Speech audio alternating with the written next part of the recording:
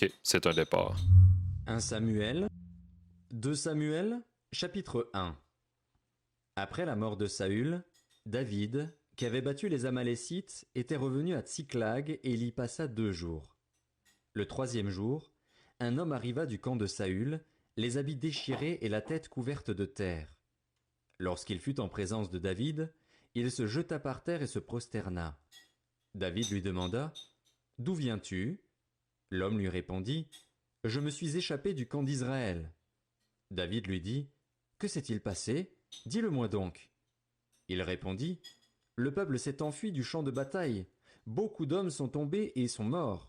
Même Saül et son fils Jonathan sont morts. » David dit au jeune homme qui lui apportait ces nouvelles « Comment sais-tu que Saül et son fils Jonathan sont morts ?» Le jeune homme qui lui apportait ces nouvelles répondit alors « Je me trouvais sur le mont Gilboa. Or Saül s'appuyait sur sa lance, et les chars et les cavaliers le serraient de près. Il s'est retourné, m'a aperçu et m'a appelé. J'ai dit « Me voici ». Il m'a demandé « Qui es-tu » Je lui ai répondu « Je suis Amalécite ». Il a dit « Approche-toi donc et donne-moi la mort, car je me sens mal, même si je suis encore plein de vie. » Je me suis approché de lui et lui ai donné la mort, sachant bien qu'il ne survivrait pas à sa défaite. J'ai retiré la couronne qui était sur sa tête et le bracelet qu'il avait au bras, et je te les apporte ici, mon seigneur. David attrapa ses habits et les déchira, et tous les hommes qui étaient auprès de lui firent de même. Ils furent dans le deuil, ils pleurèrent et jeûnèrent jusqu'au soir à cause de Saül, de son fils Jonathan, du peuple de l'Éternel et de la communauté d'Israël, parce qu'ils étaient tombés par l'épée. David dit au jeune homme qui lui avait apporté ces nouvelles, « D'où viens-tu » Il répondit, « Je suis le fils d'un étranger, d'un Amalécite. » David lui dit, « Comment se fait-il que tu n'aies pas eu peur de porter la main contre celui que l'Éternel a désigné par onction et de lui donner la mort ?» Puis David appela l'un de ses hommes et lui dit, « Approche-toi et tue-le. » Cet homme frappa l'Amalécite et celui-ci mourut tandis que David lui disait, « Que ton sang retombe sur ta tête. En effet, ta bouche a témoigné contre toi, puisque tu as affirmé avoir toi-même donné la mort à celui que l'Éternel avait désigné par onction. » Ok, attends un peu. Un Amalécite. Il me semble que. Amalécite, c'est-tu un Amalek?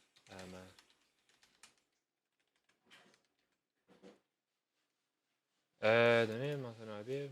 Descendant d'Amalek, ouais, ok. Amalek, yikes. C'est essentiellement les pires ennemis d'Israël puis des Juifs en général. Là. Checkez bien, ok. Je vais marquer Amalek, là.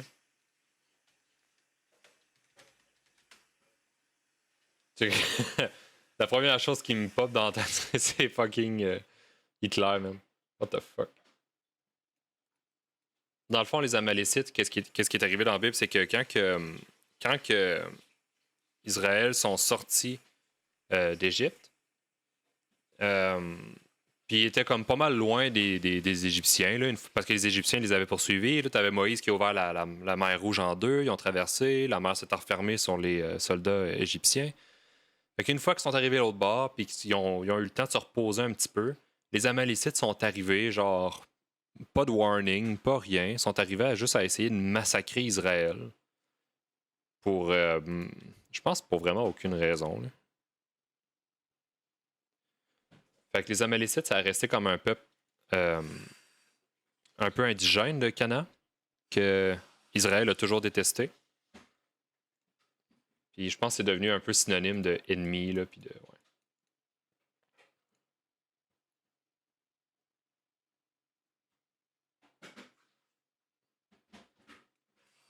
Ah, c'est les descendants de Ésaü. Ésaü, c'est le frère d'Abraham.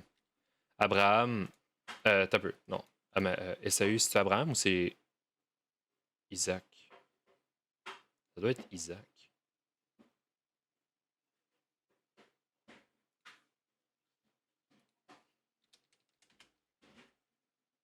Oups.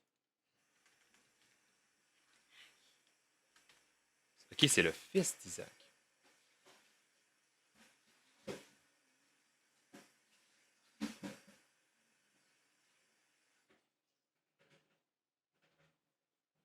C'est le frère de Jacob, ok.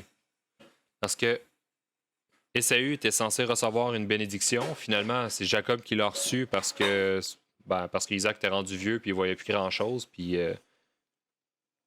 Jacob il a décidé de faire son fin finaux. Fait qu'il a volé la bénédiction de son frère. Fait que là, son frère était jaloux de ça.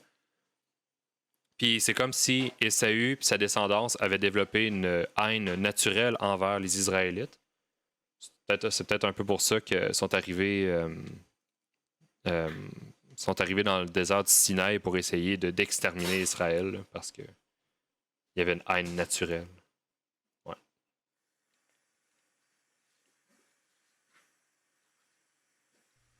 Voici la complainte que David composa sur Saül et sur son fils Jonathan.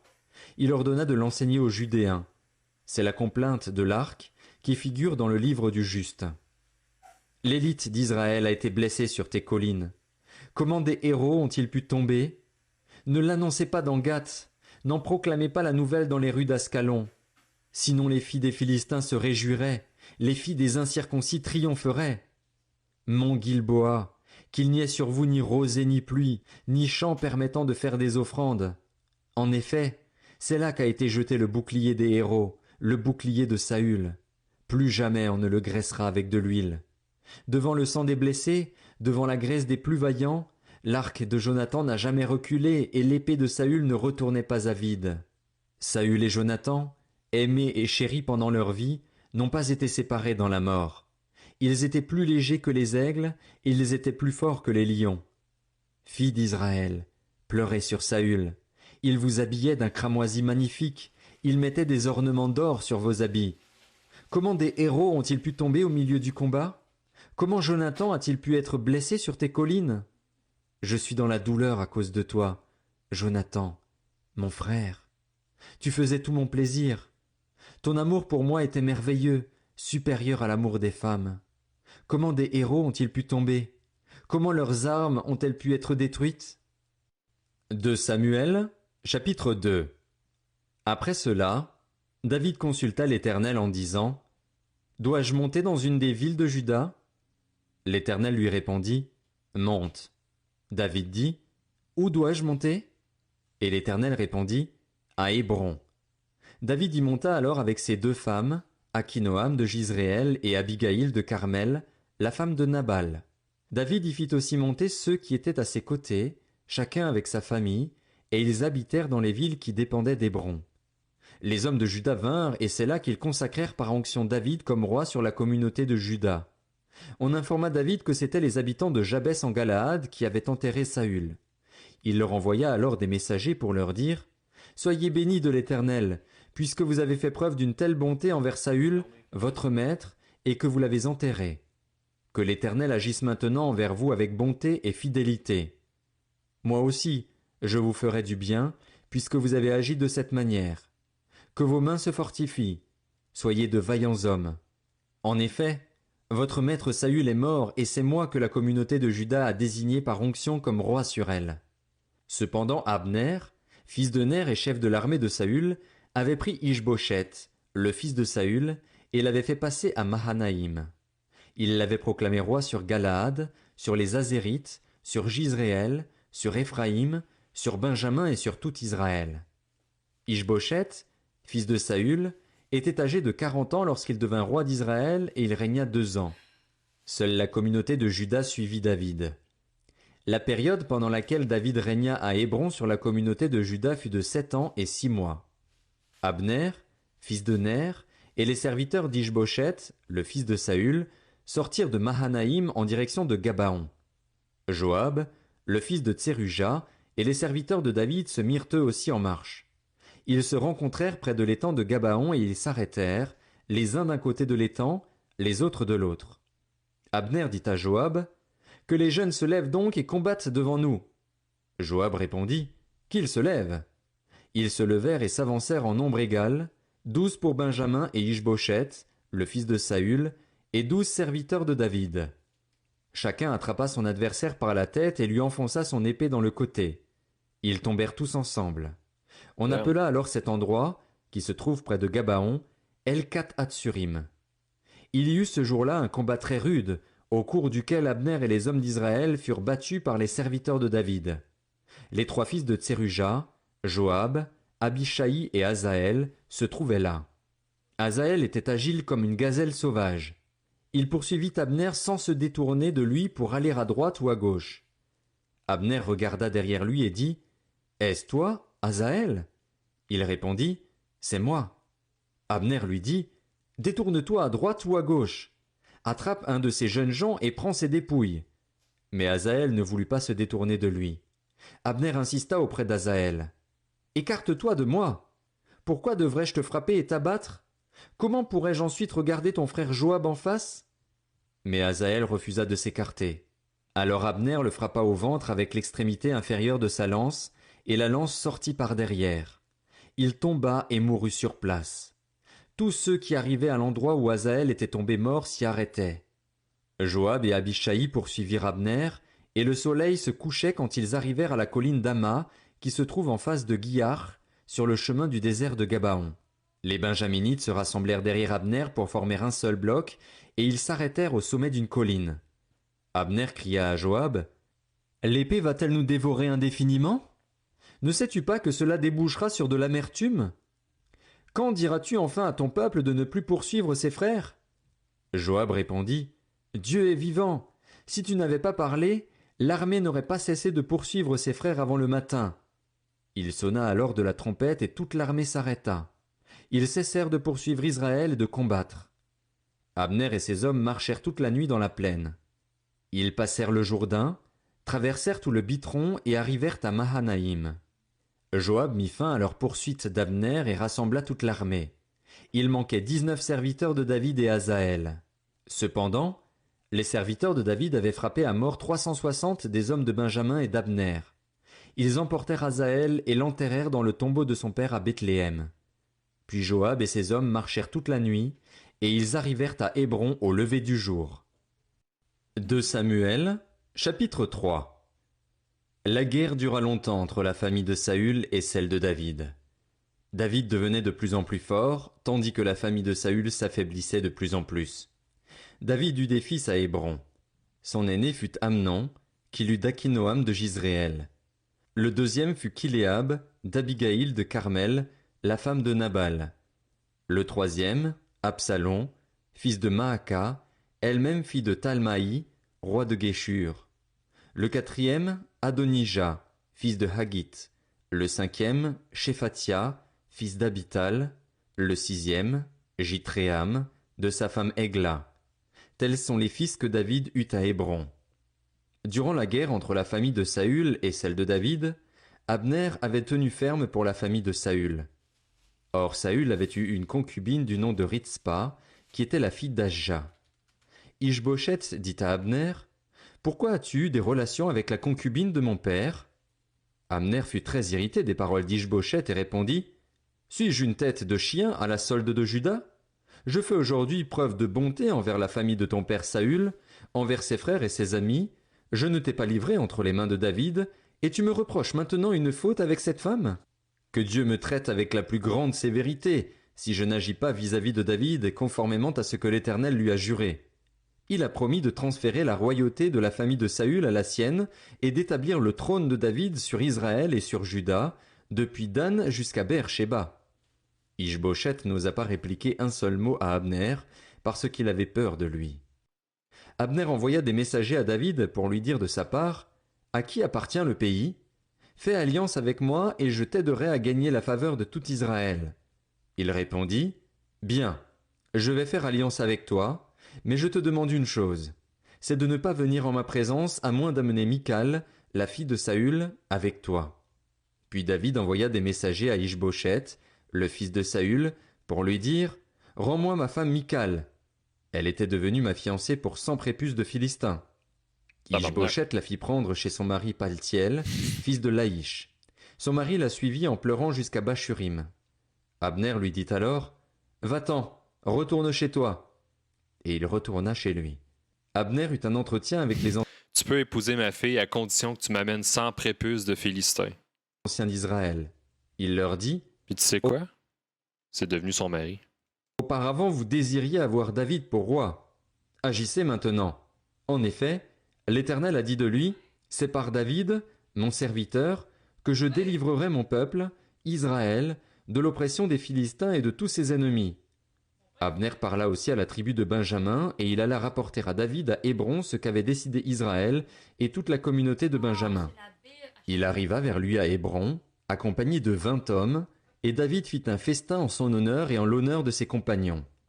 Abner dit à David, « Je me lèverai et je partirai pour rassembler tout Israël vers mon seigneur le roi. Ils feront alliance avec toi et tu régneras partout où tu le désires. » David laissa partir Abner, qui s'en alla en paix. Voici que Joab et les serviteurs de David revenaient d'une expédition, et ils ramenèrent un grand butin. Abner n'était plus auprès de David à Hébron, car celui-ci l'avait laissé partir, et il s'en était allé en paix. Lorsque Joab arriva avec toute sa troupe, on lui annonça « Abner, fils de Ner, est venu trouver le roi. » Celui-ci l'a laissé repartir, et il s'en est allé en paix. Joab se rendit chez le roi et dit « Qu'as-tu fait ? Abner est venu te trouver. Pourquoi l'as-tu laissé repartir en toute tranquillité ? Tu connais Abner, fils de Ner. C'est pour te tromper qu'il est venu, pour connaître tes manœuvres et savoir tout ce que tu fais. » Après avoir J'ai vu ton commentaire, Saint-Gab, c'est juste que j'essaie de savoir si ça m'a réellement coûté quelque chose, mais bon. quitté David, Joab envoya des messagers sur les traces d'Abner, et ils le ramenèrent de la citerne de Sira. David n'en savait rien. Lorsqu'Abner fut de retour à Hébron, Joab le tira à l'écart à l'intérieur de la porte de la ville, comme pour lui parler en secret. Là il le frappa au ventre et le tua pour venger la mort de son frère Asaël. David l'apprit par la suite et il dit alors « Je suis pour toujours innocent, devant l'Éternel, du sang d'Abner, fils de Ner, et mon royaume l'est aussi. Que ce sang retombe sur Joab et sur toute sa famille. Qu'il y ait toujours chez lui quelqu'un qui soit atteint de blénorragie ou de lèpre, qui s'appuie sur un bâton, qui meurt par l'épée ou qui manque de nourriture. » Ainsi, Joab et son frère Abishai tuèrent Abner parce qu'il avait donné la mort à leur frère Asaël à Gabaon dans la bataille. David dit à Joab et à tout le peuple qui était avec lui, « Déchirez vos habits, couvrez-vous de sacs et pleurez en marchant devant Abner. » Quant au roi David, il marcha derrière le cercueil. On enterra Abner à Hébron. Le roi se mit à pleurer tout haut sur le tombeau d'Abner, et tout le peuple pleura. Le roi composa une complainte sur Abner. Il dit, « Abner devait-il mourir comme un criminel ? Tu n'avais ni les mains attachées, ni les pieds emprisonnés. Tu es tombé comme on tombe devant des méchants. » Et tout le peuple se remit à pleurer sur Abner. Tout le peuple s'approcha de David pour lui faire prendre de la nourriture pendant qu'il faisait encore jour, mais David fit le serment suivant, « Que Dieu me traite avec la plus grande sévérité, si je goûte du pain ou quoi que ce soit avant le coucher du soleil. » Tout le peuple prit connaissance de cette attitude et l'approuva. Ils approuvèrent tout ce qu'avait fait le roi. Tout le peuple et tout Israël comprirent ce jour-là que ce n'était pas sur un ordre du roi qu'Abner, fils de Ner, avait été tué. Le roi dit à ses serviteurs, « Ne savez-vous pas qu'un chef, un grand homme, est tombé aujourd'hui en Israël ? Je suis encore faible, même si j'ai été consacré roi par onction, et ces hommes, les fils de Tseruja, sont trop puissants pour moi. Que l'Éternel traite, conformément à sa méchanceté, celui qui fait le mal. » 2 Samuel, chapitre 4. Lorsque le fils de Saül apprit qu'Abner était mort à Hébron, ses mains restèrent sans force et tout Israël fut épouvanté. Le fils de Saül avait 2 chefs de bande. L'un s'appelait Baana et l'autre Récab. Ils étaient les fils de Rimon, de Béhéroth, membres de la tribu de Benjamin. Béhéroth était en effet considéré comme faisant partie de Benjamin, et les Béhérothiens s'étaient réfugiés à Gitaïm, où ils ont habité jusqu'à aujourd'hui. Jonathan, le fils de Saül, avait un fils handicapé aux 2 jambes. Il était âgé de 5 ans lorsqu'arriva de Jizréel la nouvelle de la mort de Saül et de Jonathan. Sa nourrice le prit et s'enfuit, et comme elle se dépêchait de fuir, il tomba et resta estropié. Son nom était Méphibosheth. Or, les fils de Rimon de Béhéroth, Récab et Baana, se rendirent à l'heure la plus chaude de la journée à la maison d'Ishbosheth, alors que celui-ci était couché pour la sieste de midi. Ils pénétrèrent jusqu'au milieu de la maison en apportant du blé et le frappèrent au ventre. Puis Récab et son frère Baana se sauvèrent. Ils entrèrent donc dans la maison pendant qu'il était étendu sur son lit dans sa chambre à coucher, le frappèrent à mort et lui coupèrent la tête. Ils prirent sa tête et marchèrent toute la nuit sur le chemin de la plaine. Ils apportèrent la tête d'Ishbosheth à David, à Hébron, et ils dirent au roi, « Voici la tête d'Ishbosheth, le fils de Saül, ton ennemi, qui en voulait à ta vie. » L'Éternel venge aujourd'hui le roi, mon seigneur, de Saül et de sa descendance. » David répondit à Rékab et à son frère Baana, les fils de Rimon de Béhéroth, « L'Éternel qui m'a délivré de tout danger est vivant. Celui qui est venu me dire, Saül est mort et qui croyait m'annoncer une bonne nouvelle, je l'ai fait arrêter et tuer à Tsiklag pour lui donner le salaire de son message. Quand des méchants comme vous ont assassiné un homme juste dans sa maison et sur son lit, c'est d'autant plus volontiers que je vous redemanderai son sang que vous avez versé et vous ferai disparaître de la terre. » David ordonna alors à ses jeunes serviteurs de les tuer. Ils leur coupèrent les mains et les pieds et les suspendirent au bord de l'étang d'Hébron. Puis ils prirent la tête d'Ish-Boshet et l'enterrèrent dans le tombeau d'Abner à Hébron. De Damn. Samuel, chapitre 5. Toutes les tribus d'Israël vinrent trouver David à Hébron pour dire « Nous sommes faits des mêmes os et de la même chair que toi. Auparavant déjà, lorsque Saül était notre roi, c'était toi qui faisais partir Israël en campagne et qui l'en faisais revenir. L'Éternel t'a dit « C'est toi qui prendras soin de mon peuple, Israël, et qui deviendras son chef. » Ainsi, tous les anciens d'Israël vinrent trouver le roi à Hébron et là, le roi David fit alliance avec eux devant l'Éternel. Ils consacrèrent par onction David comme roi sur Israël. David était âgé de 30 ans lorsqu'il devint roi, et il régna 40 ans. Il régna 7 ans et 6 mois sur Juda à Hébron, et 33 ans sur tout Israël et Juda à Jérusalem. Le roi marcha avec ses hommes sur Jérusalem contre les Jébusiens, qui habitaient le pays. Ils dirent à David, « Tu n'entreras pas ici, car même les aveugles et les boiteux te repousseront en disant, « David n'entrera pas ici. » David s'empara néanmoins de la forteresse de Sion, c'est-à-dire la ville de David. David avait dit ce jour-là, « Si quelqu'un veut battre les Jébusiens, il devra atteindre par le canal ces boiteux et ces aveugles qui sont les ennemis de David. » C'est pourquoi l'on dit, « L'aveugle et le boiteux n'entreront pas dans le temple. » David s'installa dans la forteresse, qu'il appela ville de David. Il fit des constructions de tous côtés, à partir de la terrasse de Mio jusque vers l'intérieur. David devenait de plus en plus puissant et l'Éternel, le Dieu de l'univers, était avec lui. Hiram, le roi de Tyr, envoya des messagers à David, ainsi que du bois de cèdre, avec des charpentiers et des tailleurs de pierre, et ils lui construisirent une maison. David reconnut alors que l'Éternel l'affermissait comme roi sur Israël et donnait du rayonnement à sa royauté à cause de son peuple, Israël. David prit encore des concubines et des femmes de Jérusalem, après son arrivée d'Hébron, et il eut encore des fils et des filles. Voici le nom des enfants qu'il eut à Jérusalem. Shamua, Shobab, Nathan, Salomon, Oh, Jibar, ben important, lui. Élishua, Népheg, Japhia, Élishama, Eliada et Éliphélet. Les Philistins apprirent qu'on avait consacré par onction David comme roi sur Israël, et ils montèrent tous à sa recherche. David en fut informé et descendit à la forteresse. Les Philistins arrivèrent et se déployèrent dans la vallée des Réphaïm. David consulta l'Éternel en disant, « Dois-je monter contre les Philistins? Les livreras-tu entre mes mains ?» Et l'Éternel dit à David, « Monte, car je livrerai les Philistins entre tes mains. » David vint à Baal-Pératsim où il les battit.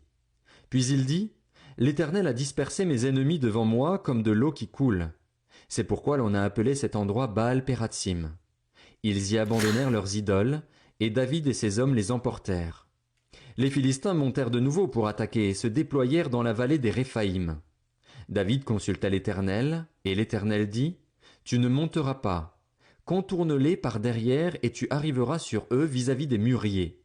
Quand tu entendras un bruit de pas dans les cimes des mûriers, alors dépêche-toi, car c'est l'Éternel qui marche devant toi pour battre l'armée des Philistins. » David fit ce que l'Éternel lui avait ordonné, et il porta des coups aux Philistins depuis Géba jusqu'à Gézer. De Samuel, chapitre 6. David rassembla encore toute l'élite d'Israël, qui comptait 30 000 hommes. Puis, avec tout le peuple qui était à ses côtés, il partit de Baal et Juda pour faire monter de là l'arche de Dieu, à laquelle est associé le nom de l'Éternel, le Maître de l'univers, qui siège au-dessus d'elle entre les chérubins. Ils mirent ce coffre de Dieu sur un char neuf et l'emportèrent depuis la maison d'Abinadab qui se trouve sur la colline. C'étaient Uza et Ashjo, les fils d'Abinadab, qui conduisaient le char neuf. Ils l'emportèrent donc depuis la maison d'Abinadab qui se trouve sur la colline. Uza marchait à côté de l'arche de Dieu, et Ashjo devant. David et toute la communauté d'Israël jouaient devant l'Éternel de toutes sortes d'instruments en bois de cyprès, de la harpe, du luth, du tambourin, du sistre et des cymbales. Lorsqu'ils furent arrivés à l'aire de battage de Nakon, Uza tendit la main vers l'arche de Dieu et la retint, parce que les bœufs la faisaient pencher. La colère de l'Éternel s'enflamma contre lui et Dieu le frappa sur place à cause de sa faute. Uza mourut là, près de l'arche de Dieu. Damn, what the David fuck? fut troublé de ce que l'Éternel avait infligé une telle punition à Uza, et cet endroit a été appelé jusqu'à aujourd'hui Péretz Uza. David eut peur de l'Éternel ce jour-là, et il se dit: Comment l'arche de l'Éternel pourrait-elle entrer chez moi? Il ne voulut pas prendre l'arche de l'Éternel chez lui, dans la ville de David, et il la fit conduire dans la maison d'Obed-Édom, un homme de Gath. L'arche de l'Éternel resta 3 mois dans la maison d'Obed-Édom de Gath, et l'Éternel le bénit, ainsi que toute sa famille. On vint dire au roi David: L'Éternel a béni la famille d'Obed-Édom et tout ce qui lui appartient à cause de l'arche de Dieu. David se mit alors en route et il fit monter l'arche de Dieu depuis la maison d'Obed-Édom jusqu'à la ville de David au milieu des réjouissances. Quand ceux qui portaient l'arche de l'Éternel eurent fait 6 pas, on sacrifia un bœuf et un veau gras. David dansait de toute sa force devant l'Éternel et il était habillé d'un éphod en lin. David et toute la communauté d'Israël firent monter l'arche de l'Éternel avec des cris de joie et au son des trompettes. Michal, fille de Saül, regardait par la fenêtre lorsque l'arche de l'Éternel entra dans la ville de David et, en voyant le roi David sauter et danser devant l'Éternel, elle éprouva du mépris pour lui dans son cœur. Une fois qu'on eut amené l'arche de l'Éternel, on la mit à sa place au milieu de la tente que David avait dressée pour elle, et David offrit des holocaustes et des sacrifices de communion devant l'Éternel. Quand il eut fini d'offrir les holocaustes et les sacrifices de communion, David bénit le peuple au nom de l'Éternel, le Maître de l'univers. Puis il distribua à tout le peuple, à toute la foule d'Israël, hommes et femmes confondus, un pain, une portion de viande et un gâteau au raisin. Et tout le peuple repartit, chacun chez soi. David retourna chez lui pour bénir sa famille et Michal, fille de Saül, sortit à sa rencontre. Elle dit: Quel honneur aujourd'hui pour le roi d'Israël! Il s'est dénudé aux yeux des servantes, de ses serviteurs, comme le ferait un homme sans valeur. David répondit à Michal: C'est devant l'Éternel, qui m'a choisi de préférence à ton père et à toute sa famille pour m'établir comme chef sur son peuple, sur Israël, c'est devant l'Éternel que j'ai dansé. Je veux paraître encore plus petit que cela et m'abaisser à mes propres yeux. Toutefois, je serai honoré auprès des servantes dont tu parles. Michal, fille de Saül, n'eut pas d'enfant jusqu'au jour de sa mort. Tabarnak. 2 Samuel, chapitre 7. Lorsqu'il fut installé dans son palais et que l'Éternel lui eut donné du repos en le délivrant de tous les ennemis qui l'entouraient, le roi dit au prophète Nathan: Vois donc, j'habite dans une maison en cèdre, tandis que l'arche de Dieu est installée au milieu d'une tente. Nathan répondit au roi: Vas-y, fais tout ce que tu as dans le cœur, car l'Éternel est avec toi. La nuit suivante, la parole de l'Éternel fut adressée à Nathan. Va annoncer à mon serviteur David: Voici ce que dit l'Éternel. Est-ce à toi de me construire une maison pour que j'y habite? En effet, je n'ai pas habité dans une maison depuis le jour où j'ai fait sortir les Israélites d'Égypte jusqu'à aujourd'hui. J'ai voyagé sous une tente, dans un tabernacle. Partout où j'ai marché avec tous les Israélites, ai-je une seule fois dit à l'une des tribus d'Israël que j'avais désignée pour diriger mon peuple: Israël, pourquoi ne me construisez-vous pas une maison en cèdre? Annonce maintenant à mon serviteur David: Voici ce que dit l'Éternel, le Maître de l'univers. Je t'ai pris au pâturage, derrière les brebis, pour que tu sois chef sur mon peuple, sur Israël. Je t'ai accompagné partout où tu as marché. J'ai éliminé tous tes ennemis devant toi et j'ai rendu ton nom aussi grand que celui des grands de la terre. J'ai donné un lieu de résidence à mon peuple, à Israël. Je l'ai planté pour qu'il y soit fixé et ne soit plus agité, pour que les méchants ne l'oppriment plus comme par le passé, comme à l'époque où j'avais établi des juges sur mon peuple, sur Israël. Je t'ai accordé du repos en te délivrant de tous tes ennemis. De plus, l'Éternel t'annonce qu'il va te faire lui-même une maison. Quand ta vie prendra fin et que tu seras couché avec tes ancêtres, je ferai surgir après toi ton descendant, celui qui sera issu de toi, et j'affermirai son règne. Ce sera lui qui construira une maison en l'honneur de mon nom, et j'affermirai pour toujours le trône de son royaume. Oh. Je serai pour lui un père, et il sera pour moi un fils. Parle de S'il Salomon. fait le mal, Je le punirai avec le bâton des hommes, avec les coups des humains, mais je ne lui retirerai pas ma grâce comme je l'ai fait avec Saül, que j'ai écarté de ton chemin. Ta maison et ton règne seront assurés pour toujours après toi, ton trône sera affermi pour toujours. » Nathan rapporta toutes ces paroles et toute cette vision à David. Alors le roi David alla se présenter devant l'Éternel et dit, « Qui suis-je, Seigneur éternel, et qu'est-ce que ma famille, pour que tu m'aies fait parvenir là où je suis? Et c'est encore trop peu à tes yeux, Seigneur éternel? Tu parles aussi de la famille de ton serviteur pour un avenir lointain, et tu consens à en instruire un homme, Seigneur éternel. Que pourrait te dire de plus, David? Tu connais ton serviteur, Seigneur éternel. C'est à cause de tes promesses et conformément à tes désirs que tu as accompli toutes ces grandes choses et les as révélées à ton serviteur. Que tu es donc grand, Seigneur éternel. En effet, personne n'est semblable à toi et il n'y a pas d'autre Dieu que toi, d'après tout ce que nous avons entendu. Existe-t-il sur la terre une seule nation qui soit comme ton peuple, comme Israël? Ô Dieu, tu es venu le racheter pour faire de lui ton peuple, pour te faire un nom et pour accomplir en faveur de ton pays, des miracles et des prodiges, en chassant devant ton peuple, que tu as racheté d'Égypte, des nations et leurs dieux. Tu as affermi ton peuple, Israël, pour qu'il soit ton peuple pour toujours, et toi, Éternel, tu es devenu son Dieu. Maintenant, Éternel Dieu, fais subsister jusque dans l'éternité la parole que tu as prononcée sur ton serviteur et sur sa famille, et agis comme tu l'as dit. Que l'on dise éternellement la grandeur de ton nom en affirmant « L'Éternel, le Maître de l'univers, est le Dieu d'Israël, et que la maison de ton serviteur David soit affermie devant toi. En effet, c'est toi-même, Éternel, Maître de l'univers, Dieu d'Israël, qui t'es révélé à ton serviteur en disant « Je te construirai une maison. » Voilà pourquoi ton serviteur a trouvé le courage de t'adresser cette prière.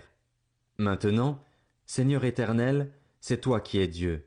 Tes paroles sont vraies et tu as annoncé ce bienfait à ton serviteur. Veuille donc bénir la famille de ton serviteur afin qu'elle subsiste éternellement devant toi. En effet, c'est toi, Seigneur éternel, qui as parlé, et c'est grâce à ta bénédiction que la maison de ton serviteur sera bénie pour l'éternité. 2 Samuel, chapitre 8. Après cela, David battit les Philistins et les humilia, et il leur prit le contrôle de leur capitale. Il battit les Moabites et il les mesura avec un ruban en les faisant se coucher par terre. Il mesura 2 rubans à mettre à mort, et un plein ruban à laisser en vie. Les Moabites furent asservis à David et lui payèrent un tribut. David battit Hadadézer, fils de Rehob et roi de Tsoba, lorsqu'il alla rétablir sa domination sur l'Euphrate. David lui prit 1700 cavaliers et 20 000 fantassins. Il mutila les jarrets de tous les chevaux de trait pour ne conserver que 100 attelages. Les Syriens de Damas vinrent au secours d'Hadadézer, le roi de Tsoba, et David battit 22 000 d'entre eux. David posta des garnisons chez les Syriens de Damas. Les Syriens furent asservis à David et lui payèrent un tribut. L'Éternel Karen White est demandé dans le chat. Excusez. protégeait David partout où il allait. David prit les boucliers en or que portaient les serviteurs d'Hadadézer et les amena à Jérusalem. Le roi David prit encore une grande quantité de bronze à Béthar et à Bérotaï, ville qui appartenait à Hadadézer. Toi, le roi de Hamath, apprit que David avait battu toute l'armée d'Hadadézer, et il envoya son fils Joram vers le roi David pour le saluer et pour le féliciter d'avoir attaqué Hadadézer et de l'avoir battu. En effet, Toi était en guerre contre Hadadézer. Joram apporta des objets en argent, Voilà. en or et en bronze. Le roi David les consacra à l'Éternel, comme il l'avait déjà fait pour l'argent et l'or pris à toutes les nations qu'il avait vaincues, la Syrie, Moab, les Ammonites, les Philistins, Amalek, ainsi que sur le butin d'Hadadézer, fils de Rehob et roi de Tsoba. I got David your se fit back. encore un nom lorsqu'il revint de sa victoire sur les Syriens, au nombre de 18 000 dans la vallée du Sel. Il établit des garnisons dans Édom, il en posta dans tout Édom. Édom tout entier fut asservi à David.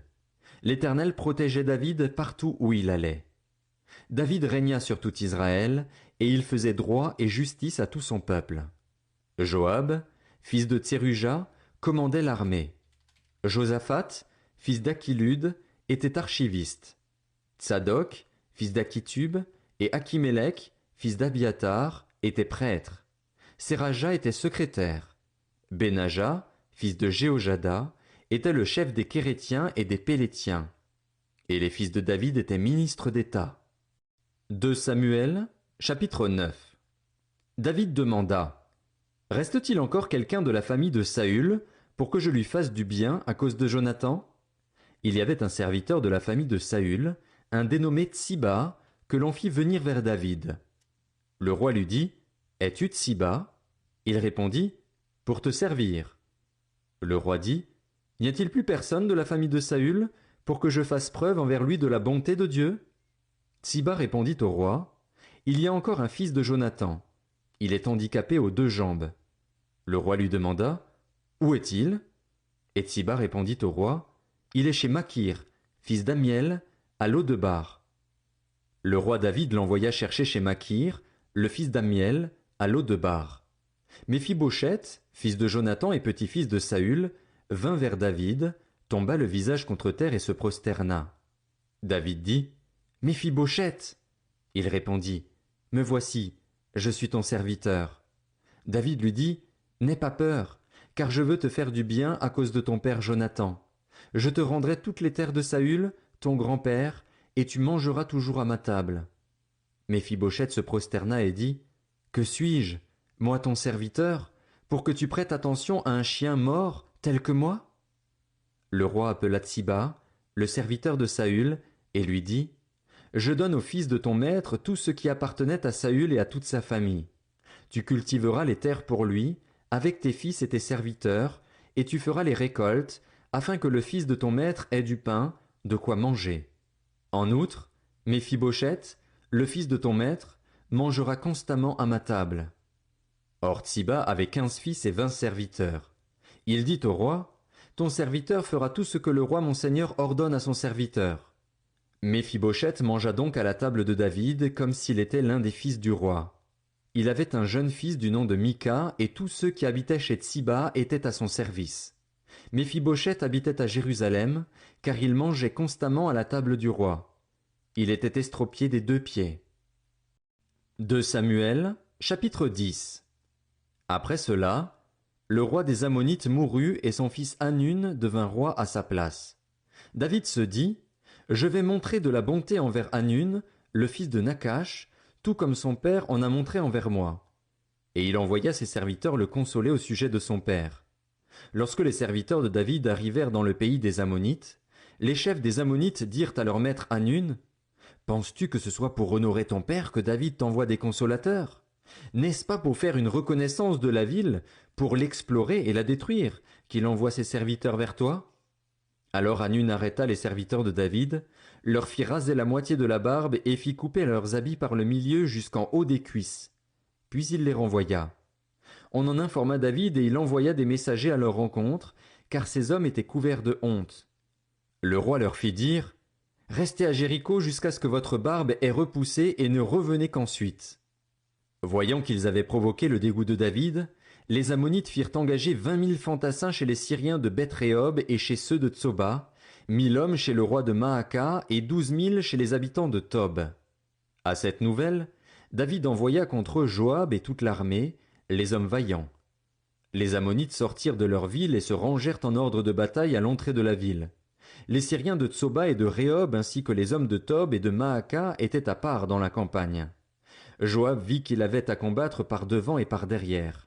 Il choisit alors sur toute l'élite d'Israël un groupe qu'il plaça en face des Syriens. Il plaça le reste du peuple sous le commandement de son frère Abishai pour qu'il s'oppose aux Ammonites. Il lui dit: Si les Syriens sont plus forts que moi, tu viendras à mon secours, et si les Ammonites sont plus forts que toi, je viendrai au tien. Sois fort, montrant du courage pour notre peuple et pour les villes de notre Dieu, et que l'Éternel fasse ce qui lui semblera bon. Joab s'avança avec sa troupe pour attaquer les Syriens, et ceux-ci prirent la fuite devant lui.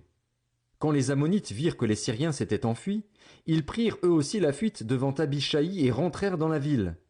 Joab s'éloigna des Ammonites et revint à Jérusalem. Voyant qu'ils avaient été battus par Israël, les Syriens regroupèrent leurs forces. Hadadézer envoya chercher les Syriens qui habitaient de l'autre côté de l'Euphrate. Ils arrivèrent à Élam, avec à leur tête Shobak, le chef de l'armée d'Hadadézer. On l'annonça à David, qui rassembla tout Israël, passa le Jourdain et vint à Élam. Les Syriens se rangèrent en ordre de bataille face à David et combattirent contre lui, mais ils prirent la fuite devant Israël. David tua parmi eux l'équipage de 700 chars et 40 000 cavaliers. Il frappa aussi Shobak, le chef de leur armée, qui mourut sur place. Tous les rois soumis à Hadadézer, se voyant battus par Israël, firent la paix avec les Israélites et leur furent asservis. Quant aux Syriens, ils n'osèrent plus se porter au secours des Ammonites. 2 Samuel, chapitre 11. L'année suivante, à l'époque où les rois partent en campagne, David envoya Joab, avec ses serviteurs et tout Israël, semer la dévastation chez les Ammonites et faire le siège de Rabat. Quant à lui, il resta à Jérusalem. Un soir, David se leva de son lit. Comme il se promenait sur le toit du palais royal, il aperçut de là une femme qui se baignait et qui était très belle. David fit demander qui était cette femme et on lui dit « N'est-ce pas Bathsheba, fille d'Eliam et femme d'Uri le Hittite ?» David envoya alors des messagers la chercher. Elle vint vers lui et il coucha avec elle, alors qu'elle venait de se purifier après ses règles. Puis elle retourna chez elle. Cette femme tomba enceinte et elle fit dire à David « Je suis enceinte ». Alors David fit dire à Joab « Envoie-moi Uri le Hittite ». Et Joab envoya Uri à David. Uri se rendit vers David, qui l'interrogea sur l'état de Joab, du peuple et de la guerre. Puis David dit à Uri « Descends chez toi et prends un moment de détente. » Uri sortit du palais royal, suivi d'un cadeau du roi. Mais il se coucha à la porte du palais royal, avec tous les serviteurs de son maître, et il ne descendit pas chez lui. On en informa David en lui disant « Uri n'est pas descendu chez lui. » David dit à Uri « N'arrives-tu pas de voyage? Pourquoi n'es-tu pas descendu chez toi ?» Uri lui répondit « L'arche de l'alliance ainsi qu'Israël et Juda habitent sous des tentes. Mon seigneur Joab et les serviteurs de mon seigneur campent en rase campagne et moi, je rentrerai chez moi pour manger et boire et pour coucher avec ma femme. Aussi vrai que tu es vivant et que ton âme est vivante, je ne ferai pas cela. » David dit à Uri « Reste ici aujourd'hui encore et demain, je te laisserai repartir. » Uri resta à Jérusalem ce jour-là et le lendemain. David l'invita à manger et à boire en sa présence, et il l'enivra. Le soir, Uri sortit pour s'étendre sur son lit avec les serviteurs de son maître, mais il ne descendit pas chez lui. Le lendemain matin, David écrivit une lettre à Joab et il la lui fit parvenir par l'intermédiaire d'Uri. Il écrivit dans cette lettre « Placez Uri au plus fort du combat, puis reculez derrière lui afin qu'il soit frappé et meure. » Au cours du siège de la ville, Joab plaça Uri à un endroit qu'il savait défendu par de vaillants soldats. Les habitants de la ville firent une sortie et livrèrent combat contre Joab. Plusieurs tombèrent parmi le peuple, parmi les serviteurs de David. Uri le Hittite fut lui aussi tué. Joab envoya un messager pour rapporter à David tout ce qui s'était passé dans le combat. Il donna cet ordre au messager « Quand tu auras fini de raconter au roi tous les détails du combat, peut-être se mettra-t-il en colère et te dira-t-il « Pourquoi vous êtes-vous approché de la ville pour combattre? Ne savez-vous pas qu'on peut lancer des projectiles du haut de la muraille? Qui a tué Abimélec, le fils de Jérubéchet? C'est une femme qui a lancé sur lui, du haut de la muraille, un morceau de meule de moulin et il en est mort à Thébets. Pourquoi vous êtes-vous approché de la muraille? Alors tu diras « Ton serviteur Uri le Hittite est mort aussi. » Le messager partit et, à son arrivée, il rapporta à David tout ce que Joab lui avait ordonné de dire. Il dit à David « Ces gens ont pris l'avantage sur nous. Ils avaient fait une sortie contre nous dans la campagne et nous les avons repoussés jusqu'à la porte de la ville. Les archers ont tiré sur tes serviteurs du haut de la muraille et plusieurs des serviteurs du roi ont été tués. Ton serviteur Uri le Hittite est mort aussi. » David dit au messager « Voici ce que tu diras à Joab. Ne sois pas peiné de cette affaire, car l'épée dévore tantôt l'un, tantôt l'autre. Renforce ton combat contre cette ville et détruis-la. Quant à toi, encourage-le. » La femme d'Uri apprit que son mari était mort et elle le pleura. Quand sa période de deuil fut passée, David l'envoya chercher et l'accueillit chez lui. Elle devint sa femme et lui donna un fils. Ce que David avait fait déplut à l'Éternel. 2 Samuel, chapitre 12. L'Éternel envoya Nathan vers David. Il vint donc le trouver et lui dit « Il y avait dans une ville 2 hommes, l'un riche et l'autre pauvre. Le riche avait des brebis et des bœufs en très grand nombre. Le pauvre n'avait rien du tout, sauf une petite brebis qu'il avait achetée. Il la nourrissait et elle grandissait chez lui avec ses enfants. Elle mangeait de son pain, buvait dans sa coupe et dormait contre lui. Il la considérait comme sa fille. Un voyageur est arrivé chez l'homme riche, mais le riche n'a pas voulu toucher à ses brebis ou à ses bœufs pour préparer un repas au voyageur venu chez lui. Il a pris la brebis du pauvre et l'a préparée pour l'homme qui était venu chez lui. La colère de David s'enflamma violemment contre cet homme et il dit à Nathan, « L'Éternel est vivant. L'homme qui a fait cela mérite la mort. En outre, il remplacera la brebis par 4 autres, puisqu'il a commis cet acte et s'est montré sans pitié. » Nathan déclara alors à David, « C'est toi qui es cet homme-là. Voici ce que dit l'Éternel, le Dieu d'Israël. Je t'ai désigné par onction comme roi sur Israël, et je t'ai délivré de Saül. Je t'ai donné la famille de ton maître. J'ai mis ses femmes contre ta poitrine, et je t'ai donné la communauté d'Israël et de Juda. Si cela avait été trop peu, j'y aurais encore ajouté.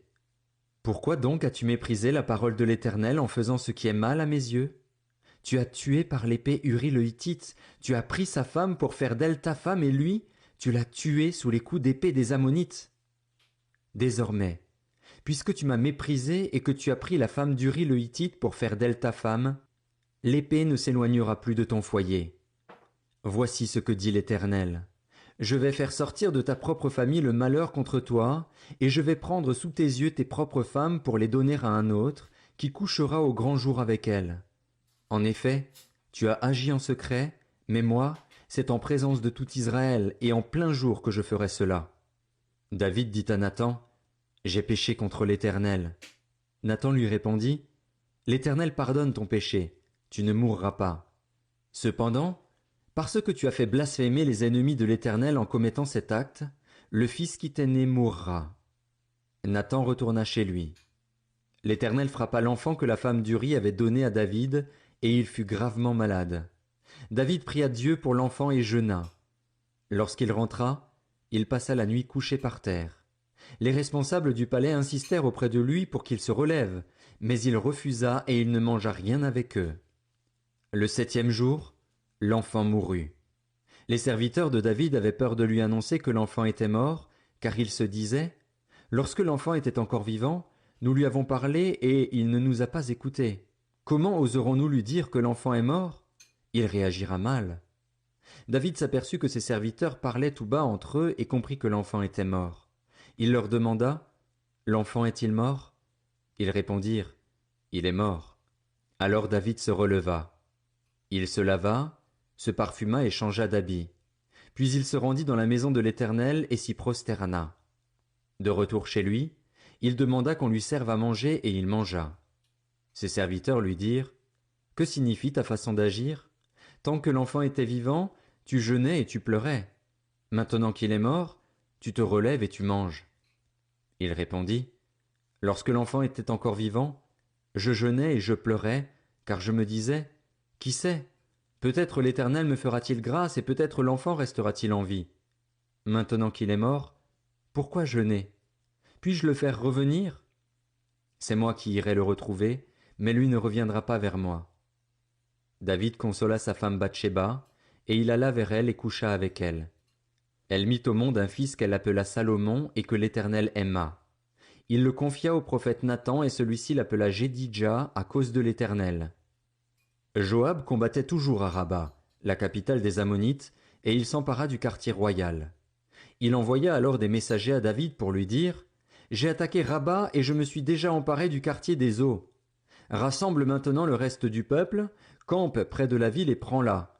Si je m'en empare moi-même, la gloire risque de m'en revenir. » David rassembla tout le peuple et marcha vers Rabba.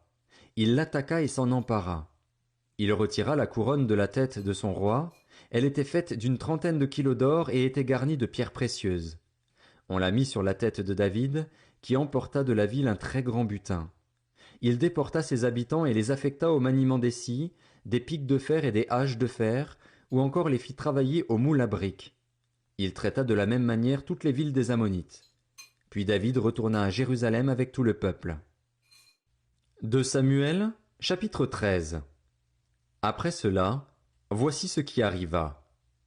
Absalom, le fils de David, avait une sœur qui était belle et qui s'appelait Tamar. Or Amnon, le fils de David, tomba amoureux d'elle. Amnon était anxieux jusqu'à se rendre malade à cause de sa sœur Tamar. En effet, elle était vierge et il lui paraissait difficile de faire la moindre tentative auprès d'elle. Amnon avait un ami du nom de Jonadab. C'était un fils de Chiméa, le frère de David. Attends un peu. Après cela, voici ce qui arriva. Absalom, fils de David, avait une sœur qui était belle et qui s'appelait Tamar.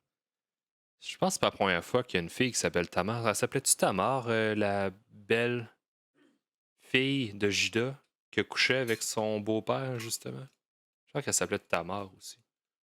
Et Amnon, fils de David, l'aima. Amnon était tourmenté. Ah, ok, c'est bon.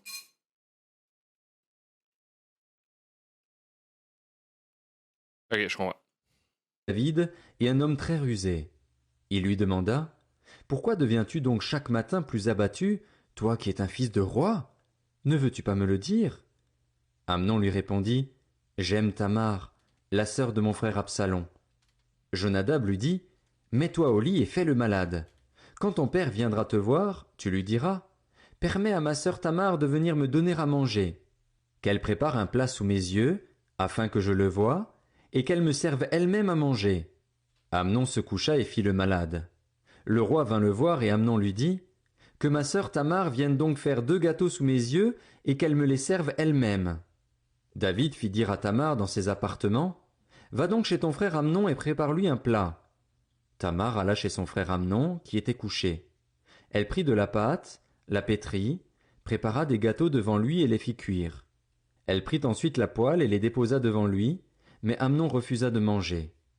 Il ordonna de faire sortir tout le monde, et tout le monde sortit de chez lui. Alors Amnon dit à Tamar: Apporte le plat dans la chambre et sers-moi. Tamar prit les gâteaux qu'elle avait faits et les porta à son frère Amnon dans la chambre. Comme elle les lui présentait à manger, il l'attrapa et lui dit: Viens, couche avec moi, ma sœur. Elle lui répondit: Non, mon frère, ne me déshonore pas, car on n'agit pas de cette manière en Israël. Ne commets pas cet acte odieux. Où irais-je, moi, traîner ma honte? Et toi, tu serais comme l'un des plus ignobles en Israël. Maintenant, parle donc au roi, et il ne m'empêchera pas d'être à toi. Mais il ne voulut pas l'écouter. Il se montra plus fort qu'elle, et il la viola. Ok, bon. Good night, guys. Le stream à soir est fini. Fait que on se voit demain. Bonne chance.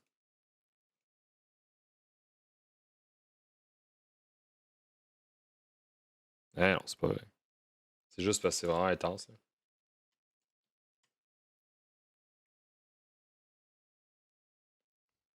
C'est parce que là, t'as un peu.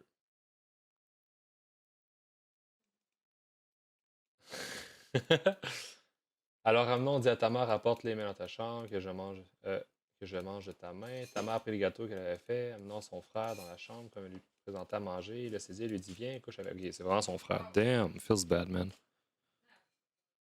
Il coucha avec elle.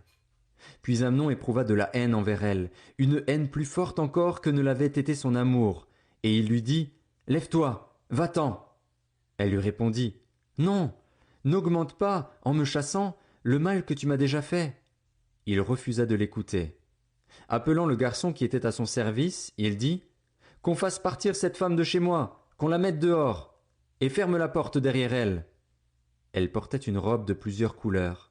C'était en effet la tenue que portaient les filles du roi aussi longtemps qu'elles étaient vierges. Le serviteur d'Amnon la fit sortir et ferma la porte derrière elle.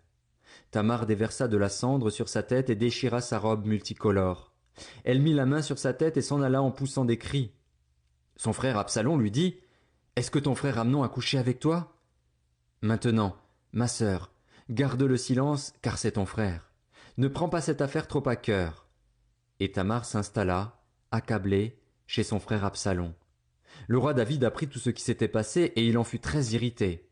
Quant à Absalom, il ne parla ni en bien ni en mal à Amnon, mais il éprouva de la haine pour lui parce qu'il avait déshonoré sa sœur Tamar. 2 ans après, comme il avait les tondeurs de moutons chez lui à Baal-Hatzor, près d'Éphraïm, Absalom invita tous les fils du roi. Il alla trouver le roi et dit: Ton serviteur a les tondeurs de moutons chez lui. Que le roi et ses serviteurs viennent chez ton serviteur. Le roi dit à Absalom: Non, mon fils, Nous n'irons pas tous chez toi, nous risquerions d'être une charge pour toi. » Absalom insista auprès de lui, mais le roi ne voulut pas y aller. Toutefois, il le bénit.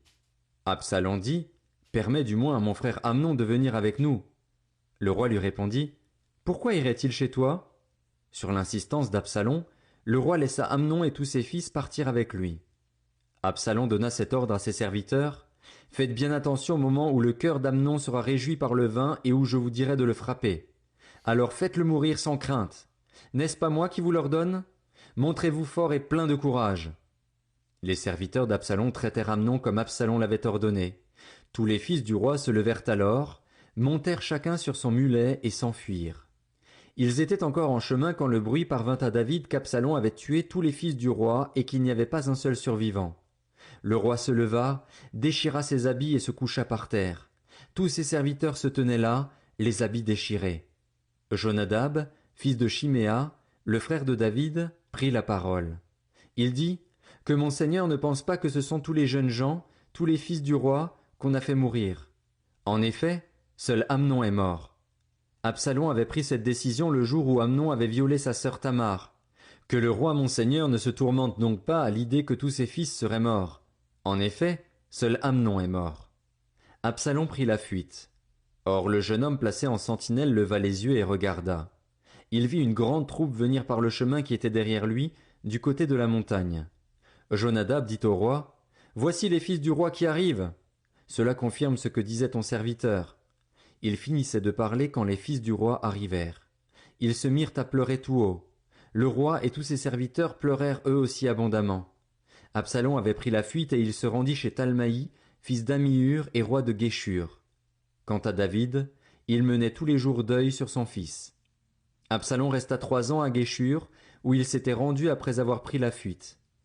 Le roi David cessa de poursuivre Absalom lorsqu'il fut consolé de la mort d'Amnon. 2 Samuel, chapitre 14.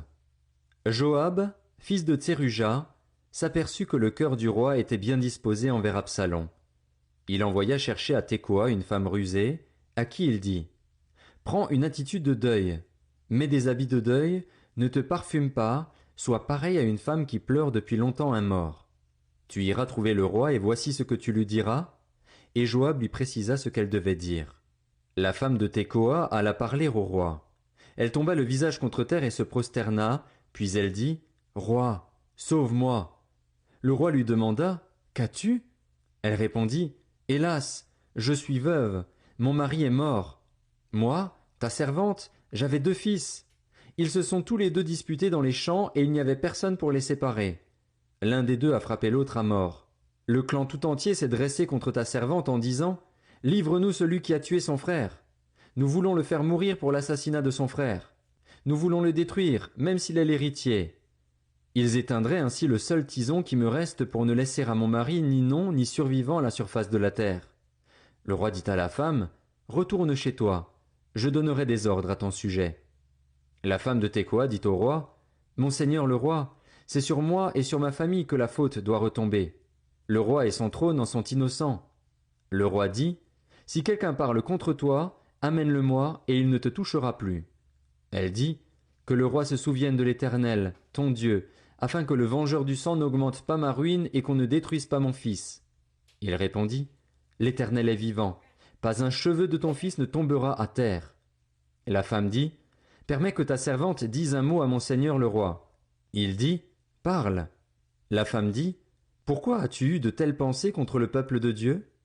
Il découle des paroles même du roi que le roi est comme coupable en ne faisant pas revenir celui qui l'a chassé. Il nous faudra tous mourir, et nous serons pareils à de l'eau versée par terre et qui ne se rassemble plus. Dieu ne relève pas un mort, mais il désire que le fugitif ne reste pas exclu de sa présence. Maintenant, si je suis venu dire ces choses au roi mon Seigneur, c'est que le peuple m'a fait peur. Et moi ta servante, je me suis dit, je veux parler au roi. Peut-être le roi fera-t-il ce que dira sa servante. Oui, le roi écoutera sa servante pour la délivrer de ceux qui cherchent à nous éliminer, mon fils et moi, du peuple de Dieu. Moi ta servante, j'ai dit, que la parole de mon Seigneur le roi me donne le repos. En effet, mon Seigneur le roi est comme un messager de Dieu pour distinguer le bien et le mal. Et que l'Éternel, ton Dieu, soit avec toi. » Le roi répondit à la femme, « Ne me cache rien dans ce que je vais te demander. » La femme dit, « Que mon seigneur le roi parle. » Le roi dit alors, « Joab n'a-t-il pas manigancé tout cela avec toi ?» La femme répondit, « Aussi vrai que ton âme est vivante, roi mon seigneur, la réalité correspond bien à tout ce que dit mon seigneur le roi. C'est en effet ton serviteur Joab qui m'a donné des ordres et qui m'a précisé à moi, ta servante, tout ce que je devais dire. C'est pour présenter les choses d'une autre manière que ton serviteur Joab a fait cela. Mais mon Seigneur est aussi sage qu'un ange de Dieu pour connaître tout ce qui se passe sur la terre. » Le roi dit à Joab, « Je veux bien agir comme tu l'as dit. Vas-y donc, ramène le jeune Absalom. » Joab tomba le visage contre terre et se prosterna. Il bénit le roi, puis il dit, « Moi ton serviteur, je sais aujourd'hui que j'ai trouvé grâce à tes yeux, roi mon Seigneur, puisque tu agis conformément à ce que j'ai dit. » Joab se leva et partit pour Guéshur, et il ramena Absalom à Jérusalem. Mais le roi dit, « Qu'il se retire chez lui, il ne sera pas admis en ma présence. » Absalom se retira chez lui, et il ne fut jamais admis dans la présence du roi. Il n'y avait dans tout Israël aucun homme aussi réputé qu'Absalom pour sa beauté. Depuis la plante du pied jusqu'au sommet de la tête, il ne présentait aucun défaut. Il se rasait chaque année la tête, parce que sa chevelure était trop lourde pour lui. Lorsqu'il le faisait, les cheveux de sa tête pesaient environ 2,5 kg d'après la valeur étalon royale. Absalom eut 3 fils ainsi qu'une fille du nom de Tamar. C'était une belle femme. Absalom habita 2 ans à Jérusalem sans être admis dans la présence du roi. Il fit appeler Joab pour l'envoyer vers le roi, mais celui-ci refusa de venir vers lui. Il le fit appeler une 2e fois et Joab ne voulut pas venir. Absalom dit alors à ses serviteurs, « Voyez le champ de Joab. Il est à côté du mien et il y a de l'orge. Allez-y mettre le feu. » Et les serviteurs d'Absalom mirent le feu au champ. Joab se leva et alla trouver Absalom chez lui. Il lui dit, « Pourquoi tes serviteurs ont-ils mis le feu au champ qui m'appartient » Absalom répondit à Joab, « Eh bien, je t'avais fait dire de venir ici. Je voulais t'envoyer vers le roi, afin que tu lui dises, « Pourquoi suis-je revenu de Guéshur ? Il vaudrait mieux pour moi que j'y sois encore. Je désire maintenant être admis dans la présence du roi, ou, si je suis coupable de quelque chose, qu'il me fasse mourir. » Joab alla vers le roi et lui rapporta cela. Le roi appela Absalom, qui vint vers lui et se prosterna le visage contre terre en sa présence. Et le roi embrassa Absalom. 2 Samuel, chapitre 15. Après cela, Absalom se procura un char et des chevaux, ainsi que 50 hommes qui couraient devant lui. Il se levait de bon matin et se tenait au bord du chemin qui conduit à la porte de la ville. Chaque fois qu'un homme avait une contestation et se rendait vers le roi pour le procès, Absalom l'appelait et demandait, « De quelle ville viens-tu » Lorsqu'il avait répondu, « Je suis de telle tribu d'Israël », Absalom lui disait, « Regarde, ta cause est bonne et juste, mais personne ne t'écoutera chez le roi. » Absalom ajoutait, « Qui m'établira juge dans le pays ? Tout homme qui aurait une contestation et un procès viendrait me trouver et je lui rendrais justice. » Quand quelqu'un s'approchait pour se prosterner devant lui, il lui tendait la main, le retenait et l'embrassait. Absalom agissait de cette manière envers tous les Israélites qui se rendaient vers le roi pour demander justice, et il gagnait le cœur des hommes d'Israël. Au bout de 4 ans, Absalom dit au roi, « Permets-moi d'aller à Hébron pour accomplir le vœu que j'ai fait à l'Éternel. En effet, moi ton serviteur, j'ai fait un vœu pendant que j'habitais à Guéshur en Syrie. J'ai dit, « Si l'Éternel me fait revenir à Jérusalem, je le servirai. » Le roi lui dit, « Vas-y en paix. » Alors Absalom se leva et partit pour Hébron. Absalom envoya des espions dans toutes les tribus d'Israël pour dire, « Quand vous entendrez le son de la trompette, vous direz, « Absalom est devenu roi à Hébron. » Et 200 hommes de Jérusalem qui avaient été invités accompagnèrent Absalom. Ils le firent en toute innocence, sans rien savoir. Pendant qu'il offrait des sacrifices, Absalom fit venir de la ville de Gilo Achitophel le Gilonite, le conseiller de David. La conspiration devint puissante et le peuple était de plus en plus nombreux à se rallier à Absalom. Quelqu'un vint informer David en disant « Le cœur des Israélites s'est attaché à Absalom. » David dit alors à tous ses serviteurs, qui se trouvaient avec lui à Jérusalem, « Levez-vous, prenons la fuite, car il n'y aura aucun moyen pour nous d'échapper à Absalom. Dépêchez-vous de partir. Autrement, il ne va pas tarder à nous rattraper, et il nous précipitera dans le malheur et frappera la ville du tranchant de l'épée. » Les serviteurs du roi lui dirent, Nous ferons tout ce que mon seigneur le roi voudra, nous sommes tes serviteurs. » Le roi sortit, suivi de toute sa famille, et il ne laissa que 10 concubines pour garder le palais. Le roi sortit donc, suivi de tout le peuple, et ils s'arrêtèrent à la dernière maison. Tous ses serviteurs, tous les Kérétiens et tous les Pélétiens avançaient à ses côtés, tandis que tous les Gassiens, 600 hommes qu'il avait suivis depuis Gath, passaient devant lui. Le roi dit à Itaï de Gath, « Pourquoi viendrais-tu aussi avec nous? Retourne chez toi et reste avec le nouveau roi, car tu es un étranger. Tu as même été déporté de ton pays. Tu es arrivé hier et aujourd'hui je te ferai errer avec nous çà et là, alors que je ne sais pas moi-même où je vais. Retourne chez toi et emmène tes frères avec toi. Que l'Éternel fasse preuve de bonté et de fidélité envers toi. » Itaï répondit au roi, « L'Éternel est vivant et mon seigneur le roi est vivant. Là où se trouvera mon seigneur le roi, que ce soit pour mourir ou pour vivre, là aussi sera ton serviteur. » David dit alors à Itaï, « Vas-y, avance. » Et Itaï de Gath avança avec tous ses hommes et tous les enfants qui étaient avec lui. Toute la région était en larmes et l'on poussait de grands cris au passage de tout le peuple. Le roi passa le torrent du Cédron, ainsi que tout le peuple, en face du chemin qui conduit au désert. Tsadok était aussi là, et avec lui tous les Lévites qui portaient l'arche de l'alliance de Dieu. Ils déposèrent l'arche de Dieu, et Abiatar montait pendant que tout le peuple finissait de sortir de la ville. Le roi dit à Tsadok, « Ramène l'arche de Dieu dans la ville. Si je trouve grâce aux yeux de l'Éternel, il me fera revenir ici et me fera revoir l'arche et son sanctuaire. Mais s'il dit, « Je ne prends pas plaisir en toi », je suis prêt. Qu'il me fasse ce qui lui semblera bon. » Le roi insista encore auprès du prêtre Tsadok, « Vas-tu comprendre? Retourne en paix dans la ville avec ton fils Akimats et avec Jonathan, fils d'Abiatar. Retournez avec vos 2 fils. Voyez, j'attendrai dans les plaines du désert jusqu'à ce que je reçoive des nouvelles de votre part. » Ainsi, Tsadok et Abiatar rapportèrent l'arche de Dieu à Jérusalem et ils y restèrent. David gravit le mont des Oliviers. Il montait en pleurant et la tête couverte, et il marchait nu-pieds. Tous ceux qui l'accompagnaient se couvrirent aussi la tête et ils montaient en pleurant. On vint dire à David, « Achitophel est avec Absalom, il fait partie des conspirateurs. » David dit, « Éternel, réduis à néant les conseils d'Achitophel. » Lorsque David fut arrivé au sommet, il adora l'Éternel. Et voici que Hushaï l'Archien vint à sa rencontre, la tunique est déchirée et la tête couverte de terre. David lui dit, « Si tu viens avec moi, tu seras une charge pour moi. Au contraire, tu réduiras à néant pour mon bénéfice les conseils d'Achitophel si tu retournes en ville et que tu dises à Absalom, « Roi, je serai ton serviteur. J'étais auparavant le serviteur de ton père, mais je suis maintenant ton serviteur. » Les prêtres Tsadok et Abiatar ne seront-ils pas là avec toi? Tout ce que tu apprendras au palais, tu le diras aux prêtres Tsadok et Abiatar. Comme ils ont avec eux leurs 2 fils, Akimats, le fils de Tsadok, et Jonathan, le fils d'Abiatar, c'est par eux que vous me ferez savoir tout ce que vous aurez appris. » Hushaï, l'ami de David, retourna donc dans la ville de Jérusalem alors qu'Absalom y entrait. 2 Samuel, chapitre 16. Lorsque David eut un peu dépassé le sommet, Tsiba, le serviteur de Méphibosheth, vint à sa rencontre avec 2 ânes munis de bâts. Il portait 200 pains, 100 gâteaux aux raisins secs, 100 aux fruits d'été et une outre de vin. Le roi demanda à Tsiba, « Que veux-tu faire de cela ?» Tsiba répondit, « Les ânes serviront de monture à la famille du roi.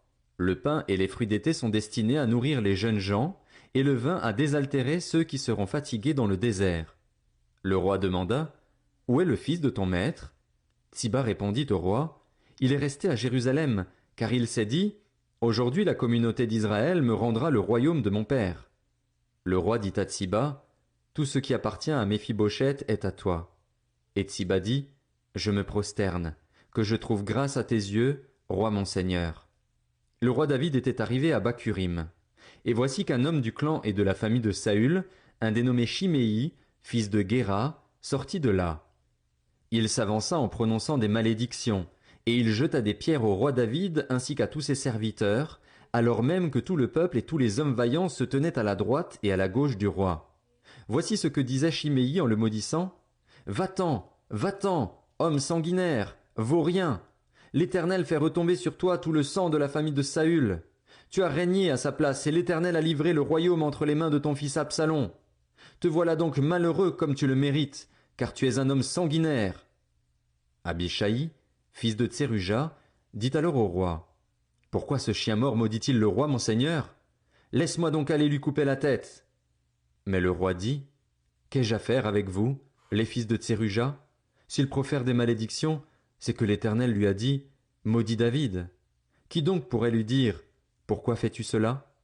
Puis David dit à Abishai et à tous ses serviteurs, « Mon fils, celui qui est issu de moi, en veut à ma vie.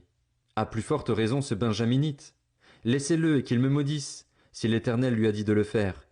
Peut-être l'Éternel verra-t-il ma détresse et me fera-t-il du bien au lieu des malédictions d'aujourd'hui. » David et ses hommes continuèrent leur chemin. Shimei marchait sur le flanc de la montagne près de David, et tout en marchant il le maudissait, jetait des pierres contre lui et faisait voler la poussière.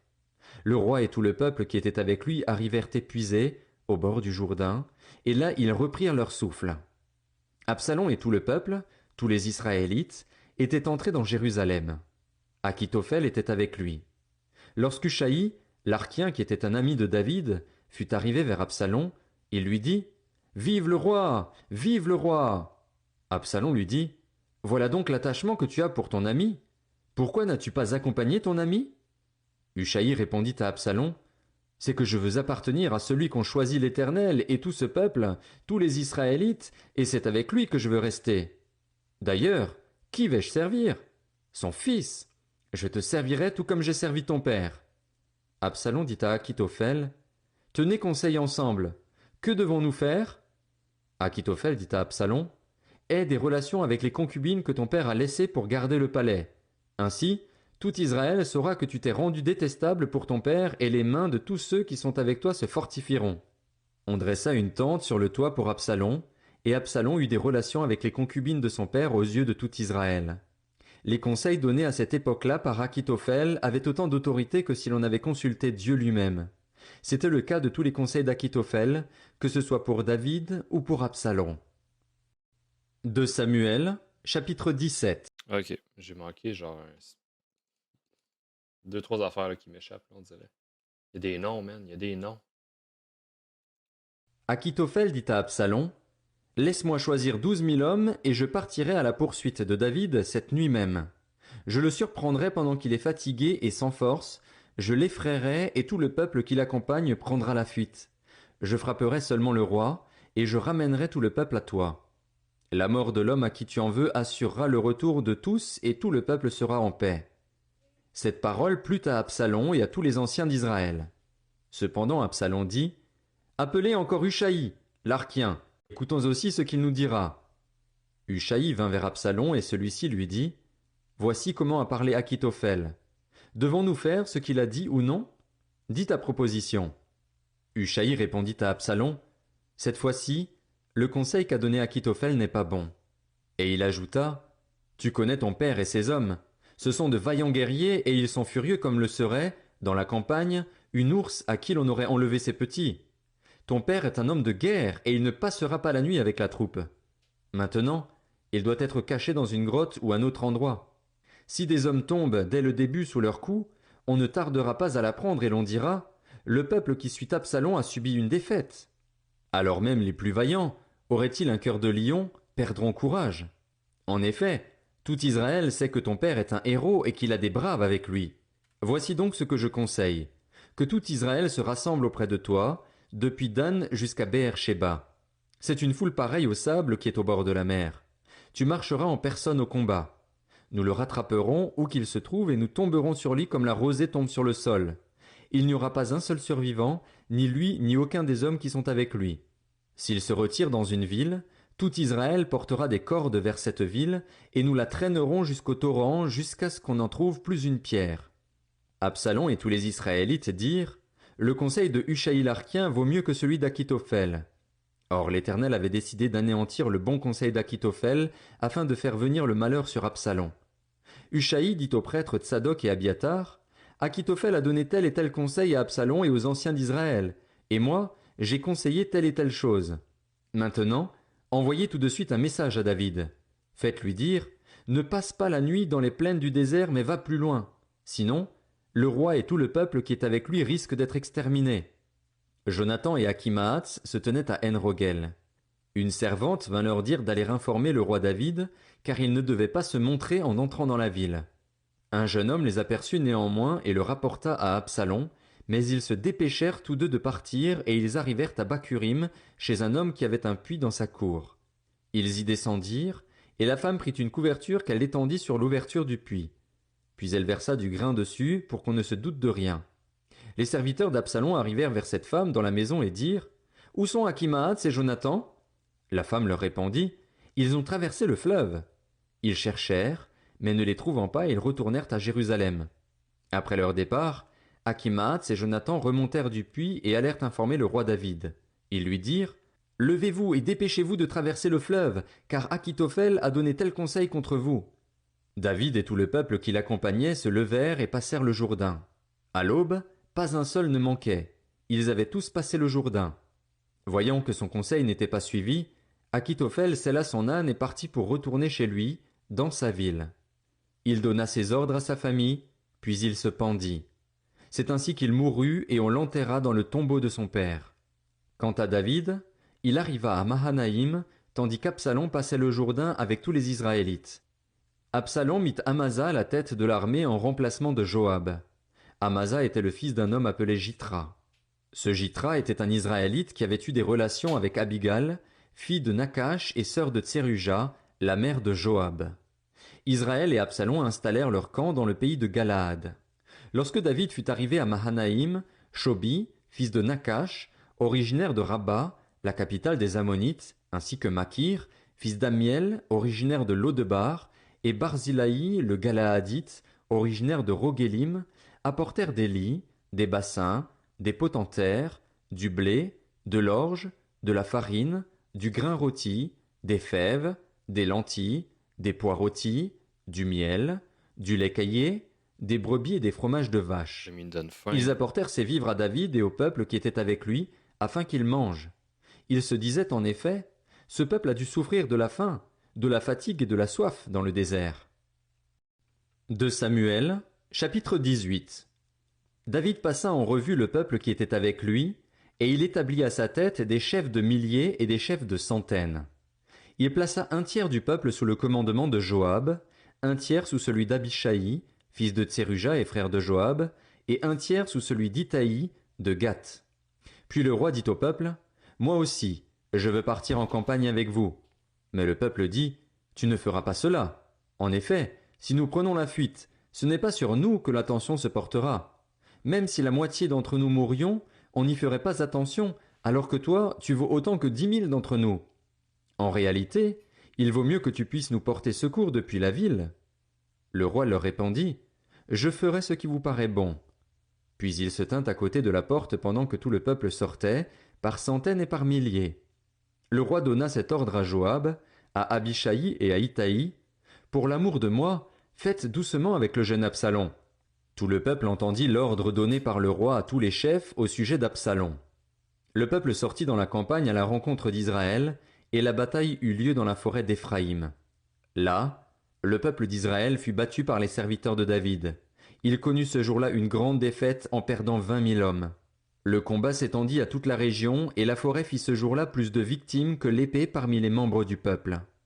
Absalom se trouva en présence des serviteurs de David. Il montait un mulet. Le mulet pénétra sous les branches entrelacées d'un grand térébinthe, et la tête d'Absalom fut prise dans le térébinthe. Il resta suspendu en l'air, tandis que le mulet qu'il montait continuait son chemin. Un homme le vit et annonça à Joab, « J'ai vu Absalom suspendu à un térébinthe. » Joab dit à l'homme qui lui apportait cette nouvelle, « Tu l'as vu? Pourquoi donc ne l'as-tu pas abattu sur place? Je t'aurais donné 10 pièces d'argent et une ceinture. » Mais cet homme dit à Joab, « Même pour 1000 pièces d'argent, je ne porterai pas la main contre le fils du roi. En effet, nous avons entendu l'ordre que le roi vous a donné à Abishaï, à Itaï et à toi. Il a dit, « Veillez chacun sur le jeune Absalom. Si j'avais menti et l'avais tué, rien n'aurait été caché au roi. Toi-même, tu aurais pris position contre moi. » Joab dit, « Je ne vais pas perdre mon temps avec toi. » Puis il prit en main 3 javelots et les enfonça dans le cœur d'Absalom, alors que celui-ci était encore bien vivant au milieu du térébinthe. 10 jeunes gens qui portaient les armes de Joab entourèrent Absalom et le frappèrent à mort. Joab fit alors sonner de la trompette et le peuple revint. Il cessa ainsi de poursuivre Israël, parce que Joab l'en empêcha. Ils prirent Absalom, le jetèrent dans une grande fosse au milieu de la forêt et mirent sur lui un énorme tas de pierres. Tout Israël prit la fuite, chacun se réfugia dans sa tente. De son vivant, Absalom s'était fait ériger un monument dans la vallée du roi. Il se disait en effet, « Je n'ai pas de fils pour perpétuer le souvenir de mon nom. » Et il avait donné son propre nom au monument, qu'on appelle encore aujourd'hui monument d'Absalom. Achimaatz, fils de Tsadok, dit à Joab, « Laisse-moi courir et apporter au roi la bonne nouvelle que l'Éternel lui a rendu justice en le délivrant de ses ennemis. » Joab lui dit, « Tu ne serais pas un messager de bonne nouvelle aujourd'hui. Tu pourras l'être un autre jour, mais pas aujourd'hui, puisque le fils du roi est mort. » Puis Joab dit à un Éthiopien, « Va rapporter au roi ce que tu as vu. » L'Éthiopien se prosterna devant Joab et partit en courant. Achimaatz, fils de Tsadok, insista auprès de Joab. « Quoi qu'il arrive, laisse-moi courir après l'Éthiopien. » Joab dit, « Pourquoi veux-tu faire cela, mon fils? Ce n'est pas un message qui te sera profitable. »« Quoi qu'il arrive, je veux courir, reprit Achimaatz. Joab lui dit alors, « Cours !» Achimaatz courut en empruntant le chemin de la plaine, et il dépassa l'Éthiopien. David était alors assis entre les deux portes de la ville. La sentinelle marchait sur le toit au-dessus de la porte, sur la muraille. Elle leva les yeux et regarda. Un homme courait tout seul. La sentinelle cria pour l'annoncer au roi. Le roi dit, « S'il est seul, il apporte de bonnes nouvelles. » Cet homme arrivait toujours plus près. La sentinelle vit un autre homme courir. Elle cria au portier, « Voici un homme qui court tout seul. » Le roi dit, « Il apporte aussi de bonnes nouvelles. » La sentinelle dit, « La manière de courir du premier me paraît être celle d'Achimaatz, le fils de Tsadok. » Le roi dit alors, « C'est un homme de bien, il vient apporter de bonnes nouvelles. » Achimaatz cria au roi, « Tout va bien !» Il se prosterna devant le roi, le visage contre terre, et dit, « Béni soit l'Éternel, ton Dieu. Il a livré en ton pouvoir les hommes qui levaient la main contre mon seigneur le roi. » Le roi demanda, « Le jeune Absalom va-t-il bien ?» Achimaatz répondit, « J'ai aperçu une grande agitation au moment où Joab a envoyé le serviteur du roi et moi ton serviteur, mais je ne sais pas ce que c'était. » Et le roi dit, « Mets-toi là, de côté. » Achimaatz recula et se tint debout. Alors arriva l'Éthiopien. Il dit, « Que le roi mon seigneur apprenne la bonne nouvelle. Aujourd'hui l'Éternel t'a rendu justice en te délivrant de tous ceux qui s'attaquaient à toi. » Le roi demanda à l'Éthiopien, « Le jeune Absalom va-t-il bien ?» L'Éthiopien répondit, « Qu'il soit comme ce jeune homme, les ennemis de mon seigneur le roi et tous ceux qui se dressent contre toi pour te faire du mal. » 2 Samuel, chapitre 19. Alors le roi, bouleversé, monta dans la chambre située au-dessus de la porte et pleura. Il disait tout en marchant, « Mon fils Absalom, mon fils Absalom, si seulement j'étais mort à ta place. Absalom, mon fils, mon fils. » On vint dire à Joab, « Le roi pleure et mène le deuil sur Absalom. » Ce jour-là, la victoire fut changée en deuil pour tout le peuple, car le peuple entendait dire, « Le roi est rempli de chagrin à cause de son fils. » Ce jour-là, le peuple rentra dans la ville comme un voleur, comme l'auraient fait des soldats honteux d'avoir pris la fuite au cours du combat. Le roi s'était couvert le visage et criait à haute voix, « Mon fils Absalom, Absalom, mon fils, mon fils !» Joab entra dans la chambre où se trouvait le roi et dit, « Tu couvres aujourd'hui de honte tous tes serviteurs, alors qu'ils ont aujourd'hui sauvé ta vie, celle de tes fils et de tes filles, celle de tes femmes et de tes concubines. Tu aimes ceux qui te montrent de la haine et tu montres de la haine envers ceux qui t'aiment. En effet, tu déclares aujourd'hui que tes chefs et tes serviteurs ne représentent rien pour toi. Je vois maintenant que si Absalom était en vie et que nous soyons tous morts aujourd'hui, tu serais content. Lève-toi donc, sors et parle au cœur de tes serviteurs. En effet, je t'en fais le serment par l'Éternel. Si tu ne sors pas, pas un homme ne restera avec toi cette nuit. Et ce sera pire pour toi que tous les malheurs que tu as connus depuis ta jeunesse jusqu'à maintenant. » Alors le roi se leva et s'assit à la porte de la ville. On annonça à tout le peuple, « Le roi siège à la porte !» Et tout le peuple vint devant le roi. Quant aux Israélites, ils s'étaient enfuis, chacun dans sa tente. Dans toutes les tribus d'Israël, tout le peuple était en grande discussion. On disait, « C'est le roi qui nous a délivrés de nos ennemis, c'est lui qui nous a sauvés des Philistins. » Et maintenant il a dû fuir le pays devant Absalom. Or Absalom, que nous avions consacré par onction pour qu'il règne sur nous, est mort au combat. Maintenant, pourquoi ne parlez-vous pas de faire revenir le roi » De son côté, le roi David envoya un messager dire aux prêtres Tsadok et Abiatar, « Parlez aux anciens de Juda, dites-leur, pourquoi seriez-vous les derniers à faire revenir le roi chez lui » En effet, ceux qui se disaient dans tout Israël étaient parvenus jusqu'au roi, chez lui. « Vous êtes mes frères, vous êtes faits des mêmes os et de la même chair que moi. Pourquoi seriez-vous les derniers à faire revenir le roi » Vous direz aussi à Amasa, « N'es-tu pas fait des mêmes os et de la même chair que moi ?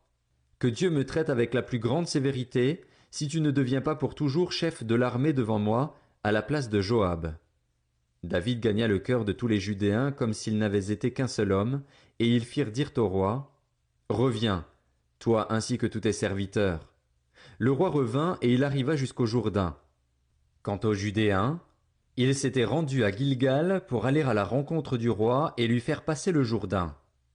Shimei, fils de Guéra, le Benjaminite, qui était de Bakurim, s'empressa de descendre avec les Judéens à la rencontre du roi David. Il avait avec lui 1000 hommes de Benjamin, ainsi que Tsiba, le serviteur de la famille de Saül, avec ses 15 fils et ses 20 serviteurs. Ils se précipitèrent vers le Jourdain à la rencontre du roi. Le bateau destiné au transport de la famille du roi, et à ce qui lui paraissait bon, faisait la traversée. Au moment où le roi traversait le Jourdain, Shimei, le fils de Guéra, se prosterna devant lui et lui dit « Que mon Seigneur ne tienne pas compte de ma faute, qu'il oublie la mauvaise conduite de ton serviteur le jour où mon Seigneur le roi a quitté Jérusalem, que le roi ne la prenne pas à cœur. En effet, moi ton serviteur, je reconnais que j'ai péché. Et aujourd'hui je suis le premier de toute la famille de Joseph à venir à la rencontre de mon Seigneur le roi. » Alors Abishai, fils de Tseruja, prit la parole. Il dit « Shimei ne doit-il pas mourir pour avoir maudit celui que l'Éternel a désigné par onction ?» Mais David dit « Qu'ai-je à faire avec vous, fils de Tseruja, et pourquoi êtes-vous aujourd'hui mes adversaires ? Devrait-on faire mourir un homme en Israël aujourd'hui ? N'ai-je donc pas la certitude que je règne aujourd'hui sur Israël ?» Puis le roi dit à Shimei « Tu ne mourras pas. » Et il lui en fit le serment. Méphibosheth, le petit-fils de Saül, descendit aussi à la rencontre du roi. Il n'avait pas soigné ses pieds, fait sa barbe ni lavé ses habits depuis le jour où le roi était parti jusqu'à celui où il revenait en paix. Lorsqu'il alla à la rencontre du roi à Jérusalem, celui-ci lui dit « Pourquoi n'es-tu pas venu avec moi, Méphibosheth ?» Il répondit « Roi mon seigneur, mon serviteur m'a trompé. » En effet, moi ton serviteur, qui suis estropié, j'avais dit « Je vais faire seller mon âne, je le monterai et j'irai avec le roi. » Et lui, il m'a calomnié, moi ton serviteur, auprès de mon seigneur le roi. Mais mon seigneur le roi est comme un ange de Dieu. Fais ce qui te semblera bon. En effet, tous les membres de ma famille ne méritaient que la mort aux yeux de mon seigneur le roi. Pourtant, tu as accueilli ton serviteur parmi ceux qui mangent à ta table. Quel droit aurais-je encore de réclamer quoi que ce soit au roi ? Le roi lui dit « À quoi bon toutes tes paroles ? Je l'ai déclaré, Tsiba et toi, vous vous partagerez les terres. » Méphibosheth dit au roi « Il peut même tout prendre, puisque mon seigneur le roi est revenu en paix chez lui. » Barzillai le Galaadite descendit de Roguélim et passa le Jourdain avec le roi pour l'accompagner de l'autre côté du fleuve. Barzillai était très vieux, il avait 80 ans. C'était lui qui avait pourvu à l'entretien du roi pendant son séjour à Mahanaïm. En effet, c'était un homme très riche. Le roi lui dit « Viens avec moi, je pourvoirai à ton entretien chez moi à Jérusalem. » Mais Barzillai répondit au roi « Combien d'années vivrai-je encore pour que je monte avec le roi à Jérusalem ? Je suis aujourd'hui âgé de 80 ans. Suis-je capable de distinguer ce qui est bon et ce qui est mauvais ? Ton serviteur peut-il savourer ce qu'il mange et boit ? Puis-je encore entendre la voix des chanteurs et des chanteuses ? Et pourquoi ton serviteur serait-il encore une charge pour mon seigneur le roi ? Ton serviteur avancera juste un peu de l'autre côté du Jourdain avec le roi. Pourquoi, d'ailleurs, le roi m'accorderait-il ce bienfait ? Laisse donc ton serviteur repartir chez lui, que je meure dans ma ville, près du tombeau de mon père et de ma mère. Mais voici ton serviteur Kimham, il accompagnera mon seigneur le roi. Fais pour lui ce qui te plaira. » Le roi dit, « Kimham m'accompagnera donc, et je ferai pour lui ce qui te plaira. Tout ce que tu me demanderas, je le ferai pour toi. » Quand tout le peuple et le roi eurent passé le Jourdain, le roi embrassa Barzilaï et le bénit. Barzilaï retourna alors chez lui. Le roi prit la direction de Gilgal et Kimham l'accompagna. Tous les Judéens ainsi que la moitié des Israélites avaient fait traverser le Jourdain au roi. Mais tous les Israélites abordèrent le roi et lui dirent « Pourquoi nos frères de Juda t'ont-ils enlevé et ont-ils fait passer le Jourdain au roi, à sa famille et à tous les hommes de David ?» Tous les Judéens répondirent aux Israélites « C'est que nous sommes plus proches du roi. Pourquoi vous irritez de cela? Avons-nous vécu au crochet du roi? Nous a-t-il fait des cadeaux ?» Les Israélites répondirent aux Judéens « Le roi nous appartient 10 fois autant, David est même plus à nous qu'à vous. Pourquoi nous avez-vous traités avec mépris? N'avons-nous pas été les premiers à proposer de faire revenir notre roi ?» Et les Judéens parlèrent avec plus de dureté encore que les hommes d'Israël. 2 Samuel, chapitre 20. Il y avait là un méchant homme du nom de Sheba. C'était un fils de Bichri, un benjaminite. Il sonna de la trompette et dit « Il n'y a aucune part pour nous avec David, aucun héritage pour nous avec le fils d'Isaïe. Chacun a sa tente, Israël. » Et tous les Israélites s'éloignèrent de David pour suivre Sheba, fils de Bichri. Quant aux Judéens, ils restèrent fidèles à leur roi et l'accompagnèrent depuis le Jourdain jusqu'à Jérusalem. David rentra chez lui à Jérusalem. Le roi prit les 10 concubines qu'il avait laissées pour garder le palais et les installa dans une maison bien surveillée. Il pourvut à leur entretien, mais il n'eut plus de relation avec elles. Elles restèrent enfermées jusqu'au jour de leur mort, vivant dans un état de veuvage. Le roi dit à Amasa, « Convoque-moi les hommes de Juda pour dans 3 jours, et toi, présente-toi aussi ici. » Amasa partit pour convoquer Juda, mais il eut du retard par rapport au délai que le roi avait fixé. David dit alors à Abishai, « Sheba, le fils de Bichri, va maintenant nous faire plus de mal qu'Absalom. Prends toi-même les serviteurs de ton maître et va à sa poursuite. Sinon, il risque de trouver des villes fortifiées et d'échapper à nos regards. » Abishai partit en campagne, suivi des hommes de Joab, des Kérétiens et des Pélétiens, ainsi que de tous les vaillants hommes. Ils sortirent de Jérusalem afin d'aller à la poursuite de Sheba, fils de Bichri. Ils étaient près de la grande pierre qui se trouve à Gabaon lorsqu'Amasa arriva devant eux. Joab avait une épée à la ceinture, par-dessus les habits qu'il avait mis. Elle était attachée à sa taille, dans son fourreau, et elle en glissa tandis que Joab s'avançait. Joab dit à Amasa, « Te portes-tu bien, mon frère ?» Et de la main droite il attrapa la barbe d'Amasa pour l'embrasser. Amasa ne fit pas attention à l'épée qui était dans la main de Joab, et Joab l'en frappa au ventre. Il déversa ses entrailles par terre sans avoir à lui porter un 2e coup. C'est ainsi qu'Amasa mourut. Joab et son frère Abishai marchèrent à la poursuite de Sheba, fils de Bichri. Un des hommes de Joab resta près d'Amasa et il disait « Qui aime Joab et qui est pour David? Qu'il suive Joab !» Amasa se roulait dans le sang au milieu de la route. Voyant que tout le peuple s'arrêtait, cet homme le poussa hors de la route dans un champ et jeta un vêtement sur lui. C'est ce qu'il fit lorsqu'il vit que tous ceux qui arrivaient près de lui s'arrêtaient. Quand il fut enlevé de la route, chacun suivit Joab afin de poursuivre Sheba, fils de Bichri. Joab traversa toutes les tribus d'Israël dans la direction d'Abel-Beth-Maaka, et tous les hommes d'élite se rassemblèrent et le suivirent. Ils vinrent assiéger Sheba dans Abel-Beth-Maaka, et ils érigèrent un remblai qui allait jusqu'au rempart de la ville. Tout le peuple qui était avec Joab sapait la muraille pour la faire tomber. Alors une femme pleine de sagesse se mit à crier depuis la ville « Écoutez, écoutez, dites donc à Joab, approche-toi jusqu'ici, je veux te parler. » Il s'approcha d'elle et la femme demanda « Es-tu Joab ?» Il répondit « C'est bien moi. » Elle lui dit « Écoute les paroles de ta servante. » Il répondit « J'écoute. » Elle dit alors « Autrefois on avait l'habitude de dire que l'on procède à une consultation dans Abel, et c'est ainsi que tout se réglait. Je suis une des villes paisibles et fidèles d'Israël, et tu cherches à faire disparaître une ville qui est une mère en Israël. Pourquoi veux-tu détruire l'héritage de l'Éternel » Joab répondit « Je n'ai certainement pas l'intention de vous détruire et vous ruiner. Il n'en est pas question. Mais un homme de la région montagneuse d'Éphraïm, un dénommé Sheba, fils de Bichri, a levé la main contre le roi David. Livrez-le-moi, et lui seulement, et je m'éloignerai de la ville. » La femme dit à Joab « Sa tête te sera jetée par la muraille. » Cette femme alla parler à tout son peuple avec sa sagesse, et ils coupèrent la tête de Sheba, fils de Bichri, et la jetèrent à Joab. Joab sonna alors de la trompette. On se dispersa loin de la ville et chacun repartit dans sa tente. Quant à Joab, il retourna à Jérusalem vers le roi. Joab commandait toute l'armée d'Israël. Benaja, fils de Jéhojada, était à la tête des Kérétiens et des Pélétiens. Adoram était préposé aux corvées. Josaphat, fils d'Achilude, était archiviste. Shéja était secrétaire, Tsadok et Abiatar étaient prêtres, et Ira de Jaïr était ministre d'État de David. De Samuel, chapitre 21. Au cours du règne de David, il y eut une famine qui dura 3 ans. David rechercha l'Éternel et l'Éternel dit, « C'est à cause de Saül et de sa famille sanguinaire, c'est parce qu'il a fait mourir les Gabaonites. » Le roi appela les Gabaonites pour leur parler. Les Gabaonites ne faisaient pas partie des Israélites, c'étaient des survivants des Amoréens.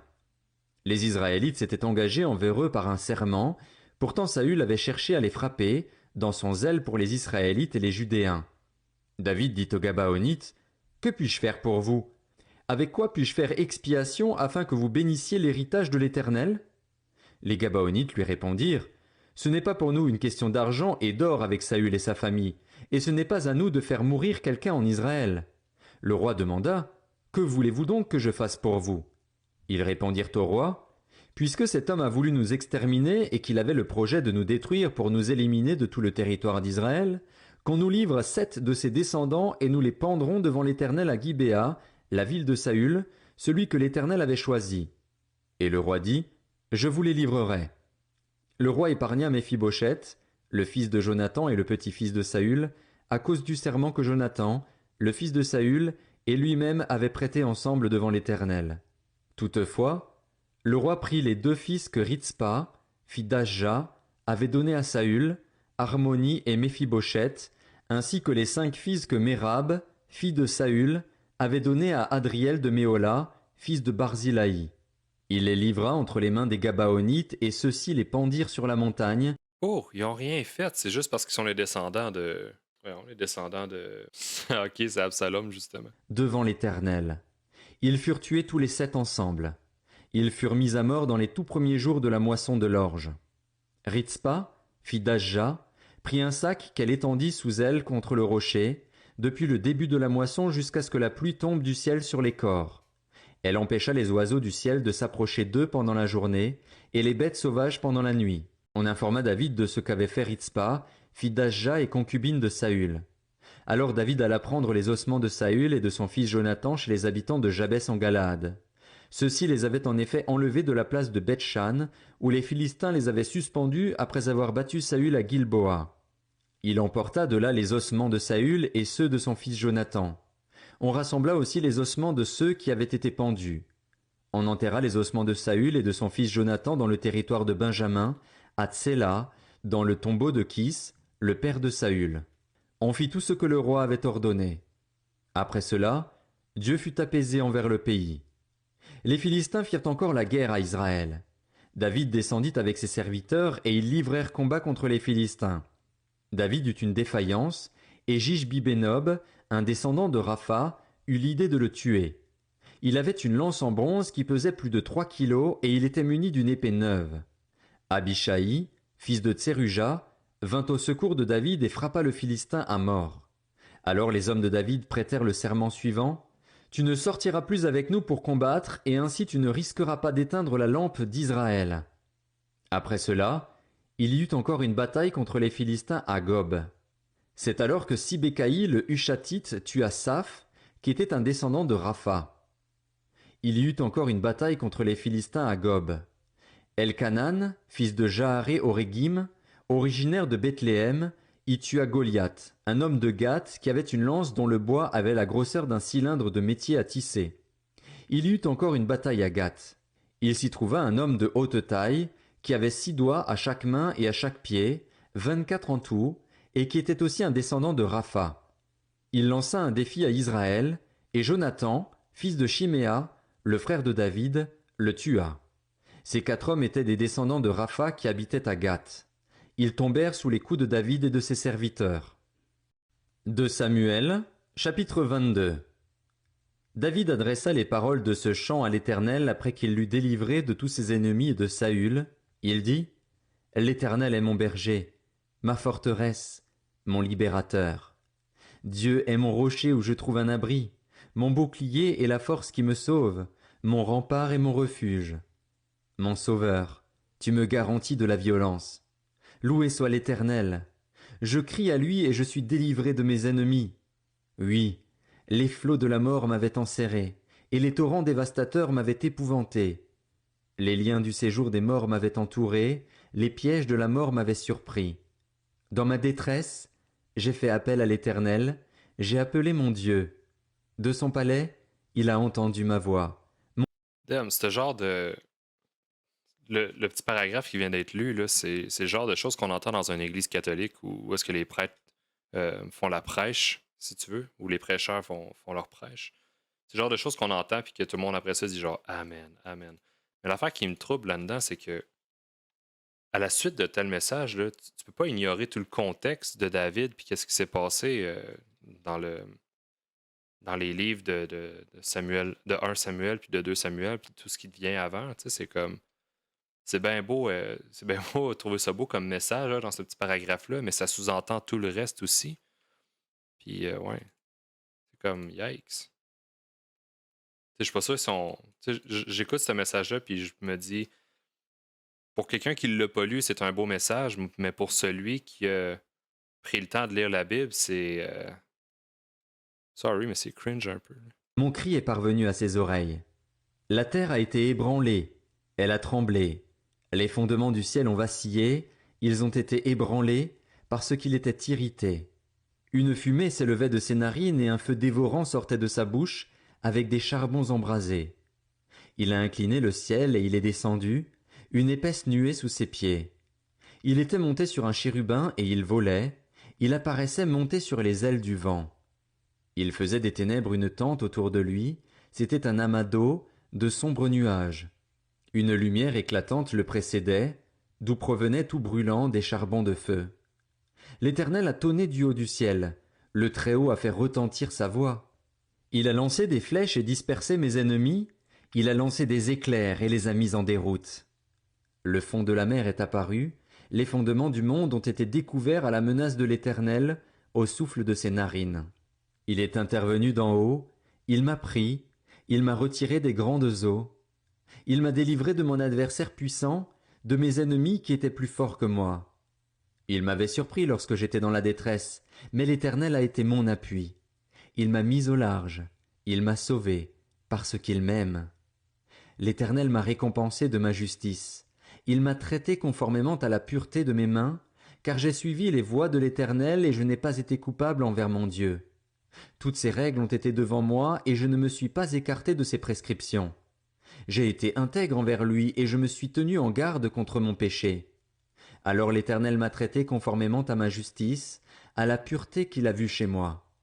Avec celui qui est fidèle, tu te montres fidèle, avec l'homme intègre, tu agis avec intégrité, avec celui qui est pur, tu te montres pur, et avec l'homme faux, tu te montres habile. Tu sauves le peuple qui s'humilie, et tu abaisses ton regard sur les orgueilleux.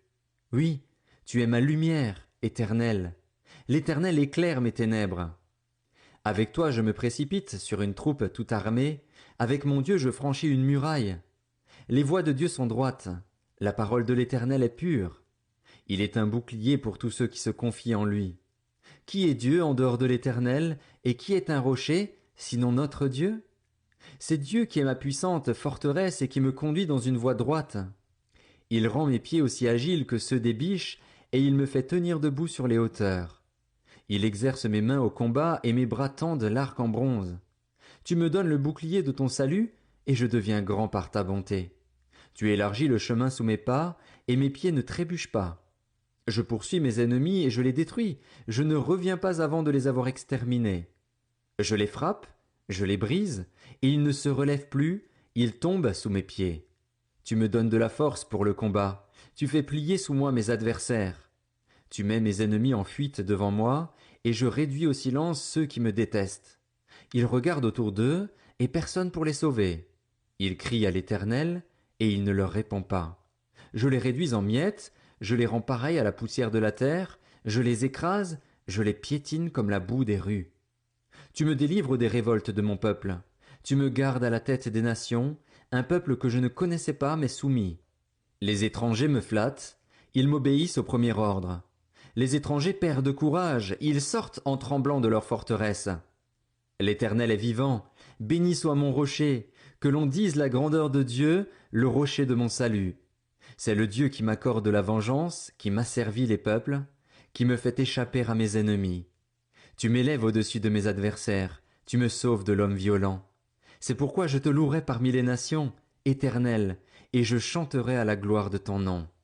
Il accorde de grandes délivrances à son roi, il agit avec bonté envers celui qu'il a désigné par onction, envers David et sa descendance, pour toujours. Yikes, même pas besoin de contexte pour relativiser ce petit paragraphe-là. T'as juste à lire le passage au complet, puis... Ouais, pas sûr qu'il y a bien du monde qui souscrirait à ça, surtout des chrétiens, là.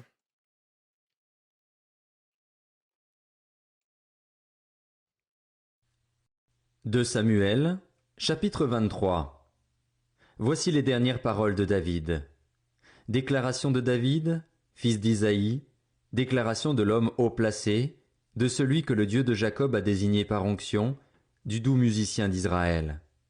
L'Esprit de l'Éternel parle par moi, et c'est sa parole qui est sur ma langue. Le Dieu d'Israël a parlé, le rocher d'Israël m'a dit, celui qui règne parmi les hommes avec justice, celui qui règne dans la crainte de Dieu, est pareil à la lumière du matin quand le soleil brille et que la matinée est sans nuage. Après la pluie, ses rayons font sortir de terre la verdure. Il en va de même pour ma famille devant Dieu, puisqu'il a conclu une alliance éternelle avec moi, en tout point bien réglée et bien gardée. Il fera pousser tout mon salut et tous mes désirs. Les méchants, eux, sont tous comme des ronces dont on se débarrasse et que l'on ne prend pas avec la main. Celui qui les touche s'arme d'un outil en fer ou du bois d'une lance, et on les brûle au feu sur place. Voici le nom des vaillants hommes qui étaient au service de David. Josheb Bathshébet, le Tachkémonite, était le chef des officiers. Il était aussi appelé Adino l'Esnite, et il fit 800 victimes en une seule fois. Après lui figurait Éléazar, fils de Dodo et petit-fils d'un Nakoshite. Il était l'un des 3 guerriers qui, avec David, défièrent les Philistins rassemblés pour combattre, tandis que les Israélites se retiraient sur les hauteurs. Il se leva et frappa les Philistins jusqu'à ce que sa main soit fatiguée et reste collée à son épée. L'Éternel accomplit une grande délivrance ce jour-là. Le peuple ne revint après Éléazar que pour procéder au pillage. Après lui venait Shamma, fils d'Agé, originaire d'Arar. Les Philistins s'étaient rassemblés à Léchi. Il y avait là une parcelle de terre remplie de lentilles et le peuple avait pris la fuite devant les Philistins. Shamma se posta au milieu du champ et le protégea. Il battit les Philistins et l'Éternel accomplit une grande délivrance. 3 des 30 chefs descendirent vers David à l'époque de la moisson. Ils se trouvaient dans la grotte d'Adulam et une troupe de Philistins campait dans la vallée des Réphaïm. David était alors dans la forteresse et il y avait une garnison de Philistins à Bethléem. Pris d'un soudain désir, David demanda « Qui me fera boire de l'eau de la citerne qui se trouve à la porte de Bethléem ?» Alors ces 3 vaillants hommes pénétrèrent de force dans le camp des Philistins et puisèrent de l'eau dans la citerne qui se trouve à la porte de Bethléem. Puis ils l'apportèrent et la présentèrent à David, mais il refusa de la boire et il la versa comme une offrande à l'Éternel. Il dit « Certainement, Éternel, je ne vais pas faire cela. Pourrais-je boire le sang de ces hommes qui sont partis au péril de leur vie ?» Et il refusa de la boire. Voilà ce que firent ces 3 vaillants hommes. Abishai, le frère de Joab et le fils de Tseruja, était le chef des 3. Il brandit sa lance sur 300 hommes et les tua. Il eut une grande réputation parmi les 3. Il était le plus considéré des 3 et il fut leur chef, mais il n'égala pas les 3 premiers. Benaja, le fils de Jéhojada, qui était un homme vaillant de Capstil, fut célèbre par ses exploits. C'est lui qui frappa les 2 héros de Moab. Il descendit au milieu d'une citerne et il y frappa un lion un jour de neige. Il frappa un Égyptien de belle allure qui tenait une lance à la main. Il descendit contre l'Égyptien avec un bâton, arracha la lance de sa main et s'en servit pour le tuer.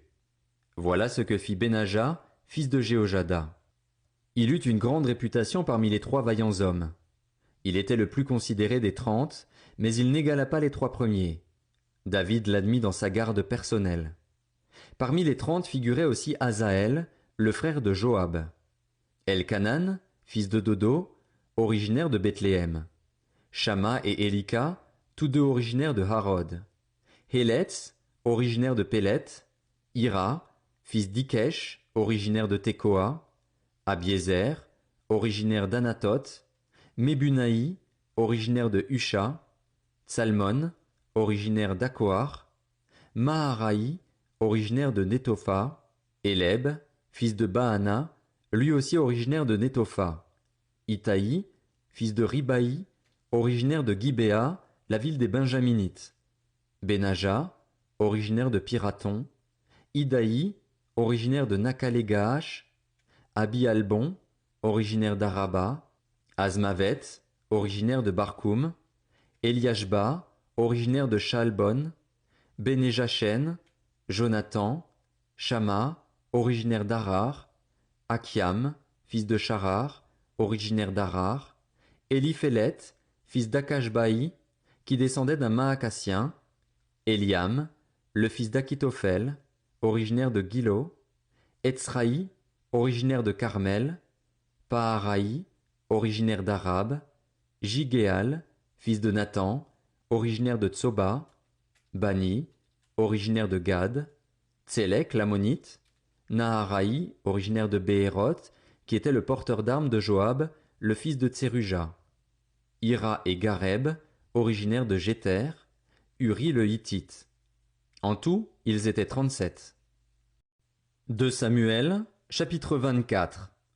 La colère de l'Éternel s'enflamma de nouveau contre Israël, et il excita David contre eux en disant « Vas-y, fais le dénombrement d'Israël et de Juda. » Le roi dit à Joab, qui était le chef de l'armée et qui se trouvait près de lui, « Parcours toutes les tribus d'Israël, depuis Dan jusqu'à Beer-Shéba, qu'on fasse le dénombrement du peuple et que je sache ainsi combien il compte d'individus. » Joab dit au roi, « Que l'Éternel, ton Dieu, rende le peuple 100 fois plus nombreux et que mon seigneur le roi puisse le voir de ses yeux. » Mais pourquoi mon seigneur le roi veut-il faire cela? Le roi persista dans l'ordre qu'il donnait à Joab et au chef de l'armée, et ils quittèrent le roi pour procéder au dénombrement du peuple d'Israël. Ils passèrent le Jourdain et installèrent leur camp à Aroer, à droite de la ville qui se trouve au milieu de la vallée de Gad, et près de Jaézer. Ils se rendirent en Galaad et dans la région de Tartim-Otchi. Ils se rendirent à Dan-Jaan et dans les environs de Sidon. Ils se rendirent à la forteresse de Tyr et dans toutes les villes des Héviens et des Cananéens. Ils terminèrent par le sud de Juda, à Beer-Shéba. Ils parcoururent ainsi tout le pays et ils revinrent à Jérusalem au bout de 9 mois et 20 jours. Joab remit au roi le résultat du dénombrement du peuple. Il y avait en Israël 800 000 hommes vaillants aptes au combat et 500 000 en Juda. David sentit son cœur battre lorsqu'il eut ainsi fait le dénombrement du peuple, et il dit à l'Éternel, « J'ai commis un grand péché en agissant de cette manière. Maintenant, Éternel, veuille pardonner la faute de ton serviteur, car je me suis vraiment comporté de façon stupide. » Le lendemain, quand David se leva, la parole de l'Éternel avait ainsi été adressée au prophète Gad, qui était le voyant de David. « Va annoncer à David, voici ce que dit l'Éternel, je t'impose 3 fléaux. Choisis-en un, et c'est de lui que je te frapperai. » Gad alla trouver David et l'informa en disant, « Veux-tu cette année de famine dans ton pays, 3 mois de fuite devant tes ennemis lancés à ta poursuite, ou bien 3 jours de peste dans ton pays? Fais maintenant ton choix et vois ce que je dois répondre à celui qui m'envoie. » David répondit à Gad, « Je suis dans une grande angoisse. Il vaut mieux tomber entre les mains de l'Éternel, car ses compassions sont grandes. Je préfère ne pas tomber entre les mains des hommes. » L'Éternel envoya la peste en Israël, depuis ce matin-là jusqu'au moment fixé. De Dan à Beer-Shéba, 70 000 hommes moururent parmi le peuple. L'ange tendait la main contre Jérusalem pour y semer la dévastation lorsque l'Éternel éprouva des regrets face à ce malheur. Il dit à l'ange chargé de détruire le peuple, « Cela suffit, retire maintenant ta main. » L'ange de l'Éternel se trouvait alors près de l'aire de battage d'Aravna le Jébusien. En voyant l'ange qui frappait parmi le peuple, David dit à l'Éternel, « Regarde, c'est moi qui ai péché, c'est moi qui suis coupable. Mais ces brebis, qu'ont-elles fait? Porte donc la main contre moi et contre ma famille. » Ce jour-là, Gad vint trouver David et lui dit, « Monte à l'aire de battage d'Aravna le Jébusien et érige-y un autel en l'honneur de l'Éternel. » David monta donc à l'air, suivant la parole de Gad, conformément à ce que l'Éternel avait ordonné. Aravna regarda en bas, et il vit le roi et ses serviteurs se diriger vers lui. Il sortit alors de l'air et se prosterna devant le roi, le visage contre terre. Aravna demanda « Pourquoi mon seigneur le roi vient-il me trouver, moi son serviteur ?» David répondit « C'est pour t'acheter ton aire de battage afin d'y construire un autel en l'honneur de l'Éternel. Ainsi, le fléau qui frappe le peuple pourra être arrêté. » Aravna dit à David « Que mon seigneur le roi prenne l'air et qu'il y offre les sacrifices qu'il lui plaira. Vois, tu peux prendre les bœufs pour l'holocauste et les chars avec l'attelage pour te servir de bois. Je te donne le tout, roi. » Puis Aravna dit au roi « Que l'Éternel, ton Dieu, t'accorde sa faveur. » Mais le roi dit à Aravna « Non, je veux t'acheter cela à son juste prix. Je n'offrirai pas à l'Éternel, mon Dieu, des holocaustes qui ne me coûtent rien. » Et David acheta l'aire de battage et les bœufs pour 50 pièces d'argent. Il construisit là un autel en l'honneur de l'Éternel, et il y offrit des holocaustes et des sacrifices de communion. Alors l'Éternel se laissa fléchir en faveur du pays, et le fléau qui frappait Israël s'arrêta. Damn. 2 Samuel.